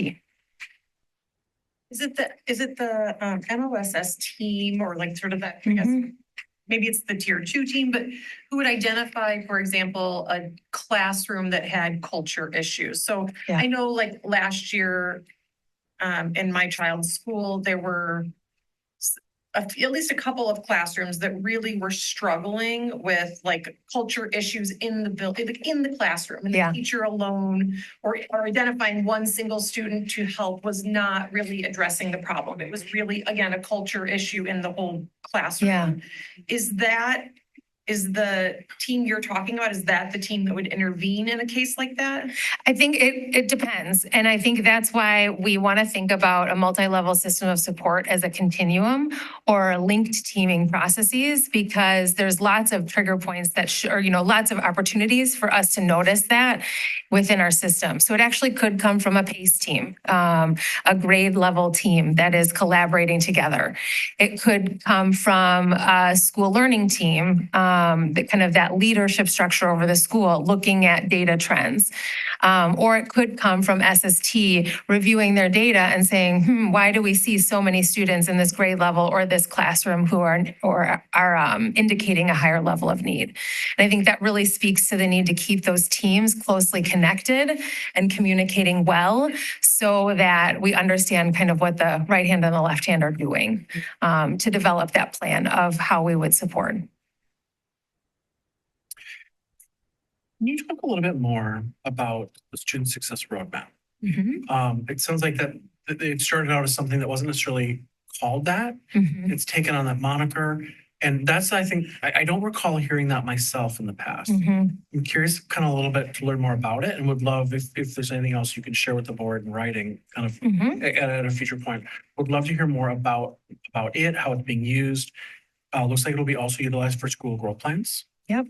And I think that that's a really interesting framing of this. I'm just curious to learn more at a future point or this evening. Anything you could quickly share? Absolutely. I think high level, that the committee looked at a number of resources from national researchers as well as the Wisconsin Department of Public Instruction, pulling from national and local researchers. That roadmap, the bones behind it really come from PBIS, which are those system-wide structures. Like, do you have a team? Are they using data? Do we identify behavioral expectations, and do we teach them to fluency and support students? Do we provide high levels of reinforcement and positive feedback? Do we engage our students and our families? So those are kind of some of about 6 or 7 of the high leverage, about 13 to 15 items that are on that roadmap. And then what we did was review some resources related to trauma-sensitive schools and restorative practice. And then we elaborated on each of those line items, that if we were to have a team in place that was focused on positive behavior with a trauma-sensitive lens and with an eye towards restorative practice, what kinds of things would we be able to see? What kinds of things would be able to look for? And really that became our basis for sort of ongoing training and supports. And now within the school growth plans, it's giving the school learning team a little bit more guidance in terms of what are the adult behaviors that we are expecting in order to support student behaviors and student outcomes. Rather than, student outcomes are really important to monitor, like we talked about in terms of the student sense of belonging, but we also want to think about the adult behaviors and the adult actions that deliberately foster that. And so the roadmap starts to articulate some of those things that we need to do at a system level or collectively across each of our buildings from a PBIS, restorative practice, and trauma-sensitive lens. Other board questions or comments? Mr. Mayor. So I had a conversation with Mr. Pinion this afternoon, and this is what I gathered from it. And correct me if I have the interpretation wrong. We don't have really good data on, in a manageable way, a discernible and way that can be data on the victims of bullying, for example. And we also, for example, on bullying, if we have data on how many bullying cases there are, but we don't have such good actionable data on lesser complaints. I will clarify for Okay, you. yeah, So clarify. we never had any Yeah. data before this last year on bullying, threat assessment, or suicide. No. Okay. This was the first year we asked principals to manually, quarterly collect their level of investigations. And we're going to talk about that in 2 presentations from now. So that data is exactly as you saw it, by school, by quarter, totaling for the year. It is not disaggregated. It is not identifiable in any way. That may be a future layer. What is identifiable and what can be disaggregated are confirmed cases that make their way into Infinite Campus as actual referrals then for bullying or for harassment. Those can be pulled, disaggregated as such. What I was collecting on the front end was more of the investigation. Hey, are you following the processes we set in place? What's the numbers at your school? We wanted to see those data for the first time ever. So we established a baseline. There may be potential as there's advancements in Infinite Campus or our data team to do that in a more efficient way, but right now it's quite manual and limited. Okay, so why I bring that up is that when we think about feelings of inclusion and when we think about interventions for positive behavior intervention, if we had a system to gather and report to you lesser level complaints, so you can kind of, what's the phrase, nip things in the bud or intervene early or, stitch in time saves 9 or start, now it seems that you're doing it which is the best you have. You're doing it on an anecdotal basis, on a subjective reporting basis. But if we had it that it was, and I don't want people tattletaling for every little thing. That's not what I'm saying. And we'd have to be careful of that. But if you knew there was tension in a classroom, if there was some way to have it reported to you as an indicator, you'd know to go there sooner. There are ways. I was gonna say, actually, For we the do- principal, yeah. yeah, and we Right. do that, and Mr. Pedian, feel free to jump in, but Yeah. I do think, I think that's why it's been so important for us to invest this year in the T-chart and in distinguishing between minors and major behaviors, because I do think that does give school teams a little bit better of a pulse on a potential pattern of behavior that may be developing, that maybe it Okay. hasn't risen to a higher level yet, but school teams are monitoring that data so that they can ask questions and start to dig in more. Is this a pure conflict, or are we starting to understand that maybe there's a power imbalance, for example, and we might consider this something else? Okay. I mean, it's not the burden on the victim to live life in fear such that you don't provoke the wrath of the bully. But, I was rear-ended 2-3 times at stop signs. And I figured out that there was a way that I press on my brakes in succession that kind of tricks people to think I'm going to go when I'm actually not going to go. And I thought, well, it's their fault. They rear-ended me. But maybe if I stop, braking twice, if I just brake once, then I won't get run into again. And I haven't been run into since I started doing that. So wasn't on me to keep people from running into me from behind, but there were things I could do that were just smart to not have that happen. Similarly, the Wauwatosa Police, they do for free safety inspection of your home. And they tell you little things, don't do this or little that. Because the people who want to break in, if you have like your screen door locked versus not locked, that'll matter. If you do, little things, if you have like a motion sensor light outside, suddenly somebody comes up, your door light goes on. There's little things to do. And I wonder, are there little things that are, sort of victimized populations can do just to, and again, it's not their responsibility to keep themselves to control the perpetrator. But, down to the, teaching them, I don't know. Yeah, I mean, I think that Anything to look at to help yeah. the mood, the atmosphere, that if something is setting off somebody, well, then don't do it. Certainly, If it's yeah. not a burden on you, don't do it, And that probably is related to our collection of social emotional learning resources. I think, I'm thinking about Second Step and Character Strong that we use K-8, as well as some of the supplemental programs that we use that kind of teach at that, teach that those social skills related to interaction and kind of understanding your own self in relation to someone else. Yeah, I want to emphasize, it's not anybody's burden to change themselves culturally so that They are not going to be a victim. I am not saying that. But I'm just saying, as far as human interactions, how you get along with people in a room, if there's something small that people do, idiosyncrasy things or whatever, that triggers other people, well, then kind of don't do that. You know, it sets them off. Right. So Yeah. stop that. Yeah. Right. Okay. Yeah. Thanks. I think I have one. Any other final comments or questions from the board? I feel like I have a really good sense of what we're doing and implementing at the K-8 level, and a little bit less sense kind of what efforts are underway at the high school level. And I think a lot of the work that's been done, particularly coming out of the pandemic, is helping K-8 students with the capacity to self-regulate and to be able to come together. Certainly, there's a lot of research and a lot of writing about the impact of even infants as they enter into school now on the capacity to be able to operate in a JK or an SK classroom, which is, I think, really an interesting impact. One of the things I would love to hear kind of more about or think about, and what made me think about it is how we are using, there was comments that you made in the presentation on making consistent advisory periods and how we're utilizing them. And I think I would love to hear more about how at the secondary level, we're utilizing advisory periods for high school aged appropriate Yes.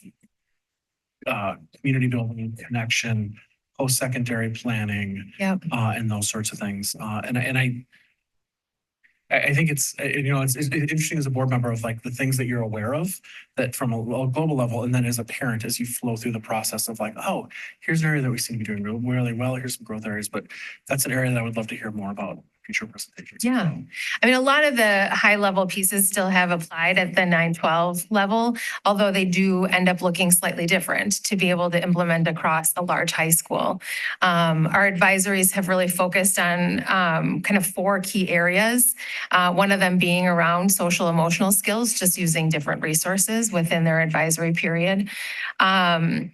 Let's see, some grade level specific needs, things that maybe sophomores need to do, just kind of get things done, or juniors that they need to accomplish. So grade level things, social emotional learning. The other bucket kind of being around that culture and climate building. So meeting people, getting to know the school, learning how to do school when you're a 9th grader, things like that. And then the 4th bucket's escaping me right now. Might be related to careers. And a lot of times that is when Zello gets fit in to our Zello lessons for ACP and career exploration get fit in within a student's day. And then I think both of our high schools have really started to lean into from more of the student success roadmap perspective. They've really leaned more heavily into learning about restorative practices and what that looks like from a proactive piece as well as kind of in result of a disciplinary action. Yeah. Thank you very much. I think we'll move into our next presentation, which I believe is special education.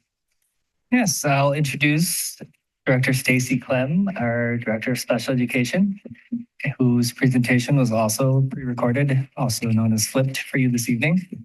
I'll hand it over to her. Thank you for having me. I'm happy to hear questions you may have or thoughts you may have based on my presentation.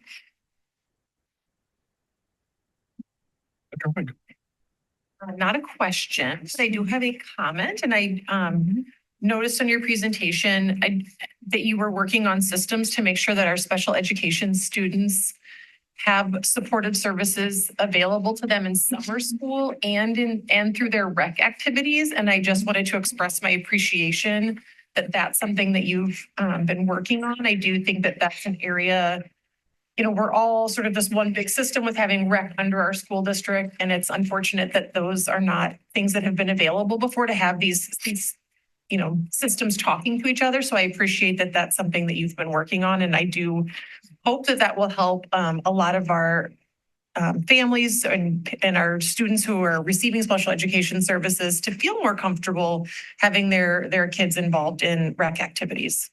And that's in collaboration with Matthew. He is really wanting to make the full community for all people, really not just all students, but all people. So what we've been doing is teaming, one, making sure we're communicating around students, but then also we've done surveys of staff who work for us, who have the skills and the knowledge on how to support students at school. And do any of them want to also work for the rec department? So he's gathering a list of staff members to have available to them if someone signs up for any random rec activity, that he could then reach out to the collective group and say, hey, we have a student or we have an adult who wants to do whatever it is. Is anybody interested? So it's been fun work. Other comments and questions from my colleagues? I was just gonna say, what stood out was how well our students with disabilities did on their ACT this year.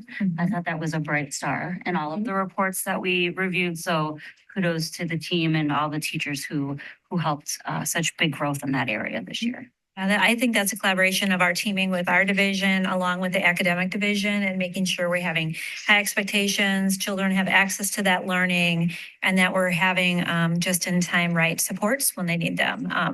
Also in alignment with what they were talking about, those student support teams, making sure we're teaming and having productive conversations. So thanks. No other questions? Thank you. One plug. So this Sunday on the 18th, the Parent Special Ed Committee, this community wraps around each other in really delightful ways. And the Special Ed Leaders, Parent Special Ed Committee is putting on an activity this Sunday from 3 to 6 at Hart Park.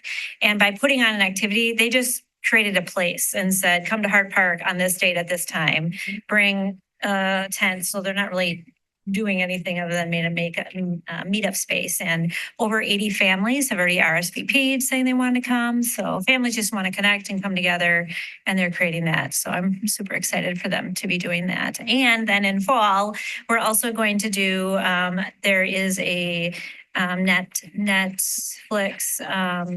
documentary called Crip Camp, and it's actually the signing of the American with Disabilities Act, and it's kind of a story, a documentary type story around that. So they're going to host that at the library this fall. So that we're doing with the Wauwatosa Commissions for Persons with Disabilities. So I'm excited about those few events. Watch your calendars. And I'd like to add just a special thank you to Director Clem as well for really taking what was pressing issues 2 years ago and channeling those into really thoughtful, fruitful avenues for our parents. And thank you to our parents of our students with disabilities as well for making us better as we came in and really ventured on that road. So yeah, they've been fun. A nice sense of belonging, like these activities for sense of belonging could kind of, think about some of the things we've been talking about. Yeah, what we're finding is they just want to come together and they want to be together. It's the learning events are helpful, but really we all have access to information nowadays. We don't need to go to something, but people just want to know each other and feel part of something. A comment, please. Something that is just an example of something someone else did in another forum. Something that's wildly successful that the health department is doing is at the library on some Saturday mornings, I think, they have, shall we say, seniors who don't know how to use their tech can partner up with a high schooler who knows how to use tech. So, and everybody's really happy to participate. So in our inclusion activities and in our, our special ed activities, if there are things or activities where we can sort of partner different groups together to do stuff, to get to know each other. There we have, people as old as me with 16-year-olds to, if you need help to figure out how to use your phone that your, son got you for, Christmas and you're too embarrassed to tell him you don't know how to use it, these high schoolers will help you. That kind of stuff. So if there's maybe things we could do with our communities that we're trying to give them a sense of belonging and a sense of contribution, because I'm sure they can contribute things. Okay, thanks. now the whole team gets to come out.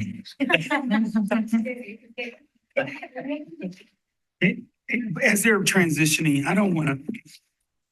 I think what you've heard from Ms. Holland, Ms. O'Connor, Ms. Clem tonight can be understated. a few years ago, the systems that we've discussed were not even in place. And/or there were significant complaints coming to this boardroom around some of the services. You deserve a lot of credit for empowering us to develop this team. And I feel fortunate to have the ability to work with them. They're doing outstanding work, and they're led by Mr. Pinion, who I can't say enough about and how strong of a leader he is. But I think as and now I'm using this to give you a good transition. If there are members of our community who feel that they don't have a voice, who have concerns, there's outlets. And these are the 4 people that you should be calling. You first should start with your building principal. Let me say that very clearly. If you haven't talked to your teacher and haven't come to resolution with the teacher, then go to the principal. If you've gone to the teacher and the principal, these people are ready to work with you. I think as a community, we tend to leap to the board, or we tend to leap to the superintendent. And while we are very invested in your success, we're not close enough to really give you the type of support that the teacher can, or the principal can, or these 4 fine educators can. So I just want to thank you, because often we only talk about the work you do when there's a crisis or when someone has a complaint. When you're doing good work, we should acknowledge you. And I appreciate everything you all have done. Mr. Pinion, the floor is yours. Thank you. Perfect setup. We are in front of you to speak toward our behavior and discipline data review that we now have really established this pace and cadence of coming to generally in February and then again in August. I want to first just say that we appreciate this opportunity to be transparent in our work and our results, but also to highlight celebrations and our positive outcomes while acknowledging the difficult yet essential work that remains ahead of us. Approximately 1 year ago today, off by 2 days, but 1 year ago today, you heard me speak to this team's first year of work in the Wauwatosa School District. I provided a rather lengthy list of foundational and essential aspects of our division that were absent, broken, disjointed, unaligned, or otherwise in need of prompt attention and remediation in our first year. This was in addition to our ambitious strategic plan and included everything from systems, structures, resources, processes, procedures, and other supports that ultimately impact the family and student experience and student outcomes. We were happy to report that we have maintained our momentum and are in a much healthier and functional position today than we were each year prior. If we can say this every year, we are doing the right work. The exciting progress you reviewed throughout our data presentation would not have been possible without the administrative structure currently in place, which has allowed our team to maintain a vigilant focus on crucial areas of improvement. Additionally, this progress must also be attributed to our dedicated staff and leaders who continue to strive for meeting the diverse and unique needs of every student. It is also very, very important for me to be clear that this team has absolutely zero interest in manipulating, scrubbing, swaying, or misrepresenting our data in any way. We strive for accuracy and consistency in all quantitative and qualitative measures of data in order to be accurately informed, allocate resources appropriately, and ensure we're monitoring our efforts. Anything else would be contraindicated. We want accurate data. That's our intention. We will start by highlighting the incredible gains we achieved regarding major office discipline referrals, which are the administrative managed behaviors. We observed an overall reduction of 36%, which is just shy of 1,000 major office discipline referrals from 22-23 to 23-24. A tool developed by leading PBIS researcher Terrence Scott from the University of Florida calculates the number of student learning hours and administrative time regained. Assuming that for every major referral, a minimum of 20 minutes of instruction is lost, and an administrator spends 25 minutes working through the referral, this highlights a significant cost benefit to this reduction. That would be a total of 321 student learning hours regained, or 40 full days, and a total of 401 administrative work hours recovered, or 50 full days. During this time, we also experienced a 1.5 reduction in risk ratio for out-of-school suspensions for students who identify as Black, which is well above the expected reduction of 0.25 that the state and federal offices of accountability are seeking through their joint federal identification process. Mr. Opinion, Yes. can you go just, because this is big, that's a Yeah. big thing. Can you I'm going to repeat explain that. what that means? Let me And break say it that one down more for you. time. So the joint federal notification process, which is a federal process that essentially puts us on a list for certain areas of disproportionality. One of those being suspensions of our students who identify as Black. The state and feds are looking for a 0.25 reduction of risk ratio for that group every year. When we do that for 2 years, we're on a watch list. When we do that for 3 years, we are removed from their list. The reduction from the first semester of 22-23 to this last semester that we just completed was 1.5. That is 6 times greater than what the state and the federal government is looking for our discipline. That is specific to out-of-school suspensions. We'll come back to that. How and why? I have a lot of things written here, all of which are in the slide, so I won't read them to you for the sake of time. But of certainly all the items in the strategic plan under goal area 2, there are a lot there. From advocates to collaboration with academics to trauma-informed care, restorative practices, PBIS that you heard about tonight, equity framework and core beliefs, targeted mentoring groups that have been provided to students, all that is outlined in our strategic plan. We also have to acknowledge that these results are possible because of systems that were put in place. I know people might get sick of hearing that, but that is truly PACE, SST, expectations, guarantees we have for students. Focusing on a strong, positive start to the school year that is very proactively planned. Teaming with families to create proactive behavior plans. Having a continuum of responses and reteach instructional expectations to students. The T-chart that we talked about earlier, our disciplinary framework. And then adult behaviors. These are the culturally responsive learning environments. Are we understand, reflecting, checking our own implicit biases? Are we intentionally building and maintaining relationships? Providing instruction that celebrates diverse perspectives and what students contribute to that environment? Are we upholding high expectations? Visual representation, knowing behaviors, communication, arranging the classroom in a specific way for high visibility, active supervision, teaching, reteaching, reinforcing. But now what? The data clearly articulates where we must continue the important work that is paying off by sustaining it with staff and improving over time. The areas that we still need to focus on that are certainly still concerning is reconciling the dramatic reduction of overall major discipline referrals with no comparable reduction in the utilization of out-of-school suspension. Ensuring that out-of-school suspension is not utilized in isolation of restorative practices or other evidence-based responses that we know improve behavior and teach lagging skills. That's no endorsement that it is happening in isolation. We've worked really closely with principals, but we have to wrestle with the data. Studying, analyzing, and developing the next steps regarding the lack of comparable reduction in risk ratio for our special ed populations and those receiving free and reduced lunch. No, those risks are much greater when you look at the data. Certainly what still jumps off the page are our students, our Black and African American students, but we're not seeing the same reductions in other groups. We need to utilize our newly tracked data on bullying assessments, threat assessments, suicide risk assessments to better understand the needs of individual school communities and our students, continue equitably allocating resources and monitoring the impact of our efforts. And we need to continue our concerted efforts around supporting the whole child, ensuring that students have equitable access to resources, receiving what they need when they need it. What does this mean for you all as our board and your governance? Please seek to understand the processes, systems, and resources we have in place and that we're continuing to study and refine over this next year. Please avoid jumping the ladder of inference when interpreting large amounts of data. It's easy to do.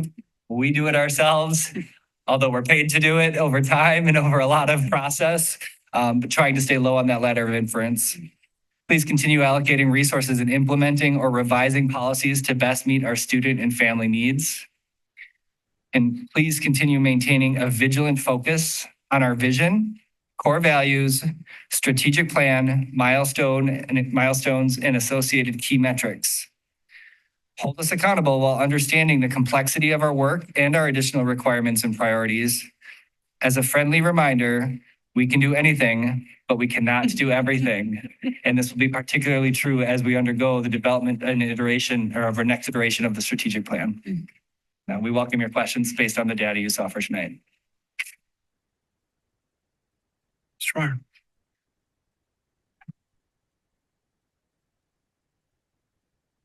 Back in 2013, and I saw it occur again in 2023. PBIS righteously earned a bad name when it continued in specific cases where it wasn't working. And so we lacked some kind of a red line or a circuit breaker that PBIS, which of course is effective and useful and necessary in most cases, doesn't always work. But we kept using it anyway, and kids got hurt. And that outcome was documented in a report written by Bulow Vetter, our current law firm, back in 2013. So that to me is always my fear that somehow out in the classroom buildings, we become clerical in our application of the guidance you've given them. When of course, if you were standing there in front of them, you would say, no, this isn't working. We need another strategy for these rare cases where it doesn't work. But back in 2013, actually, student services had no other strategy. Their only strategy was to keep doing, but which is why you're here, Mr. Pinion, to tell you the truth. Okay. The sort of a corollary concern is how we balance the rights of the alleged perpetrator of the bullying behaviors with the rights of the victim. And sometimes my perception is we kind of get that out of balance too, if things don't work out. Now, on the notion of like disruption here, I was trying to figure out what to say tonight, and I heard a podcast by Ezra Klein where he was interviewing Nancy Pelosi, and Ezra Klein was trying to figure out how Nancy Pelosi had been so successful, and he kept pressing her and asking her, and one of her key responses was, "You need to always know the why. Why are you doing what you're doing? Be cold and brutally honest with yourself, and don't dilute it." Those are my words, not hers. But why? We're doing this for the children. That's our why. And if it's day in, day out, night by night in this room, and with that, whatever we do, if I'm saying it and it's not for the children, if it's because I'm upset or I'm offended or whatever, then my outcomes for the kids won't be as good as they could be otherwise. So this affected the words I'm using here. This notion of disruption, this notion of advocacy, which is how you disrupt. The Americans with Disabilities Act has 42 U.S. Code 12203 has very strong protections against retaliation and coercion against people advocating for students with disabilities. It is stunning how strong this is. It is very broadly written, and I was going to read it, but everybody would kind of get blurry-eyed in the legalese. But trust me, if you are a student, a parent, an aide, a teacher, or an administrator, or a school board member, if you advocate, which is their disruption, that something's not working and we need to fix it, you have powerful protections in federal statutes. So fear not, everyone. Speak up. Call Mr. Pinion if something's wrong, or call, I guess, your building principal first. Start with the teacher. Start with the teacher and start with the building principal, right? What's the progression? Go to Mr. Pinion, go to the superintendent, and then if all else fails, you can come to the school board. But you know, the story I told about the African-American single mom who was afraid to join the voices of the white people to complain about the bullying in the classroom. You're not. You are protected by federal statute. Now, and then I thought about this after, regardless of whether the student with disabilities is the victim of the bullying, or even the student with disabilities is the perpetrator of the bullying behavior. Because, right? Our guidance reflects that as well. Yes. Both are protected by advocacy for both of them are protected by this statute. That is stunning. I mean, it's good stunning, but so as we talk for discipline, well, we can't forget our advocacy for people with disabilities who are doing the behaviors we wish they wouldn't do. And we need to all, I'm preaching to the choir, I know, but it needs to be said, I think. I think that's important. So both ends of that interaction have rights protected by the Disabilities Act. And those who advocate for those rights are powerfully protected. So please disrupt, complain, tell us what's going on, tell your teacher, your building principal, and these folks. Now, we are all learning. We are on a journey. Last year, there was a specific case of a student with disabilities who was bullied. And administration handled it one way. School board, when it came to them, handled it this pretty much the same way. Dr. Means had the administration's handling of it reviewed by Bueller-Vetter. And Bueller-Vetter had some conclusions that were sort of unhappy as far as how it was handled. And Dr. Means mandated training for the administrators and staff involved. Similarly, Dr. Means is planning training for the school board with, is it Renee Aldana who's going to do the training? Mr. Pinion's going to share the information at the August 26th board meeting. Okay, so administration goofed it up, and that's kind of a euphemism for made mistakes. And the school board did. Well, no surprise, we're one culture. And we need to be the culture that Dr. Means is trying to lead us to. And it's working for administration. And just as with all things like diversity, equity, and inclusion training, everybody gets it. And the school board needs to have this training as well about what are the rights of both ends of the student equation are and our responsibilities and burdens as a school board. Thanks.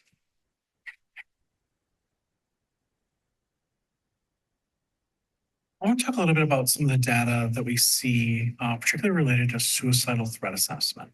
One of the notes I had is that, one, we're seeing this explode across the country. Wisconsin's data seems to be worse than the national data, based off of some of the different reports that have come out.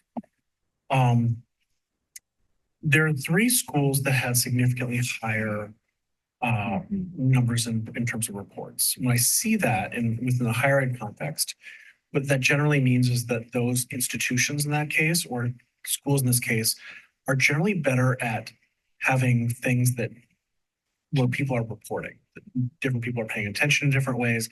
It's not generally that there's just more incidents in those schools. It's that the schools are more tuned to be aware of what is occurring. I don't know, it's a much smaller end when you're looking at a higher education institution of 10 to 20,000 versus a school of 300 to 400. And so I'm curious, I think, as I reflected, I was thinking, if it is indeed the case that there's some schools that are just better at this right now. And in one of the schools I noted, it's a school that had a lot of additional staffing last year. So additional staffing, and I think there's an additional kind of adult who's responsible for some of the behavioral. There's a deal of students at an elementary school that's no doubt observing and paying attention, and there's a capacity level. But one of the things I was reflecting on that is this tension that we are going to have of how do we operate within our budget and our resources? How do we have the number of adults in our schools for kids who are increasingly in crisis and need supports? Then I could go on a whole thing about how the state of Wisconsin is or is not resourcing public schools right now. But what do you see as the successes, whether it's through the suicidal threat assessment, kind of bullying or other components of that, of places where we seem to be doing really well, how do you make sense of by really well, I guess, I mean, places where we are aware early and are able to intervene early and provide supports early. Why are we doing, in cases where that's the case, what are we doing well there? And why are we able to do well there? Sure. Like you said, I think that there's probably a number of factors related to this data, but I do think in the schools that are finding traction with these processes, it's because they are following and leaning into that process. I think that is very simple, but I don't want to overlook that. Prior to this last school year, we really did not have a consistent way for our student services team and administrators to approach expressions or concerns around self-harm. And so now we do have a protocol for everyone to follow. It makes it easier to collaborate, and it makes it easier to understand how you enter the process and where you go from there. And it makes it less person dependent, whether it is the school psych, the social emotional specialist, the social worker, because all of us are trained in this. We are, just like all of the rest of our data, I think we are getting better at just starting to document these in a more consistent way as well. So not only using the process, but accurately capturing that and sharing that. So I think there's a level of that within that as well. The other piece that is related to the strategic plan, and I think also it comes up when we look at this data, is around role clarity for student services. And so I think that was the other thing. With the additional resources that we've added within our system has come necessary conversations about where do various roles within student services overlap and where are there clear distinctions. So I think in some schools, they've been able to for again, different factors, they've been able to more quickly identify where are the boundaries of roles and responsibilities to more efficiently intervene. Because as the theme seems to be tonight, we can do a lot of things, but we can't do everything. And so how do we help that student services team understand like what do they assume kind of responsibility over and what they don't? So I think there's probably a number of factors within that. Partly, and I think partly it's just due to having some consistent practices. So we will continue to come back to it throughout this year so that we can get to all of those related factors around documentation, role clarity, communication as a team, operating as a team, that I think are probably all factoring into why there is some discrepancy in the data. And again, not because we're not trying to accurately report it, but because this is the first time we asked everybody to do that. More questions and comments? Dr. White. I mean, first, your team is just doing such amazing work, and I'm just so pleased with everything that I'm seeing here. I mean, obviously there's lots of room to grow, but the amount of work that you've done, the change that your team has brought forward is just really remarkable. And I don't want to lose sight of that in sort of recognizing that there's still areas that we want to continue to work on, but also like how much you've really done. So thank you all so much for that. I feel like we talked a lot about the behavioral data before. I'm really excited to see this new slide where we're documenting bullying, threat assessments, and suicide risk assessment. I mean, obviously it is really, truly heartbreaking to see these suicide numbers, particularly noting that a lot of them are happening in our elementary schools. So for anybody who thinks that, you know, kids lower than the age of 10 can't be suicidal, this data would certainly dispute that. I don't really have a question about the data, but more so if you kind of had a wish list of what's one thing you would like students and families to do now before the school year starts, what would that be? Same thing for staff and teachers, and then same thing for the board. Kind of like give your wish list for each of those. I would love to hear what that would be. I can go.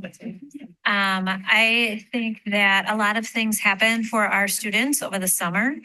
And we really value teaming with families. And if there's something going on with a child or within the family, or a significant change, both positive or areas of concern that the family is facing, reaching out to your student service or if it's a student with a disability, reaching out to your case manager to say, hey, these things have been happening over the summer. Can we meet before summer starts or school starts so that we can team early and be really proactive to set a child up for success? Because if things are happening in big or little, little things can be big things to some families and some children.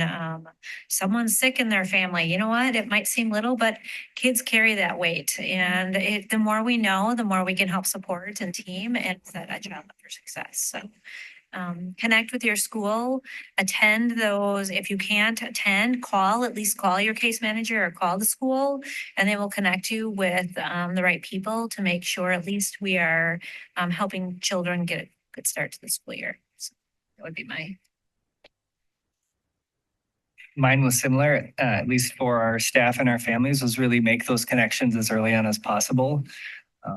Lean into first enjoy summer, what's left of it. Let's make sure we do that first. But that week back in some of those planning times, really make those genuine connections in authentic ways with your caseload, with your class list, with your families. Let them know who you are, learn something personal about them before they even walk in the door if possible. And for the board, I think it's some of the calls that we had tonight in terms of maintaining that focus, understanding the work where we do have entry points, where we might say no to great ideas because the most effective, healthy organizations do that every day. There's a lot of great ideas out there, but really maintaining that focus, the board's lens.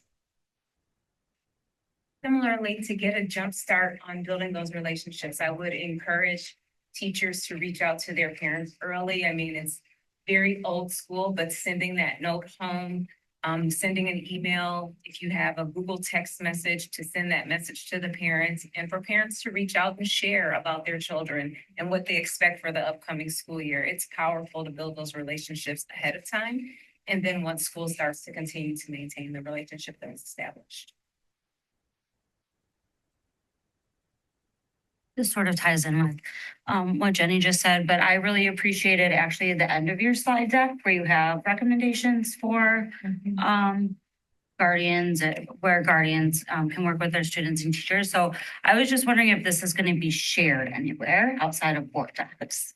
Not always found just on. Did someone pay you to set you up for this plug that I have now? It's been shared, and we've shared actually these same last slides that you see in a lot of avenues. Almost every engagement session we did, every board collective presentation, you'll see them in a lot of spaces. And we are near the end of finalizing a very comprehensive guardian guide, which we're excited about. We've put a lot of energy in collaboration with the academic office. It will be very comprehensive. It's gone through a few different parent groups already for feedback.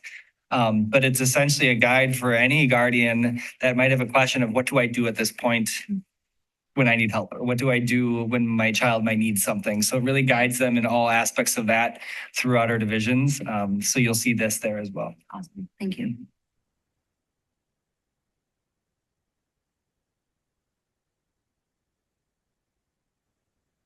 I got sucked into looking at all the things that are happening with Meet the Teacher Night and all the different stuff.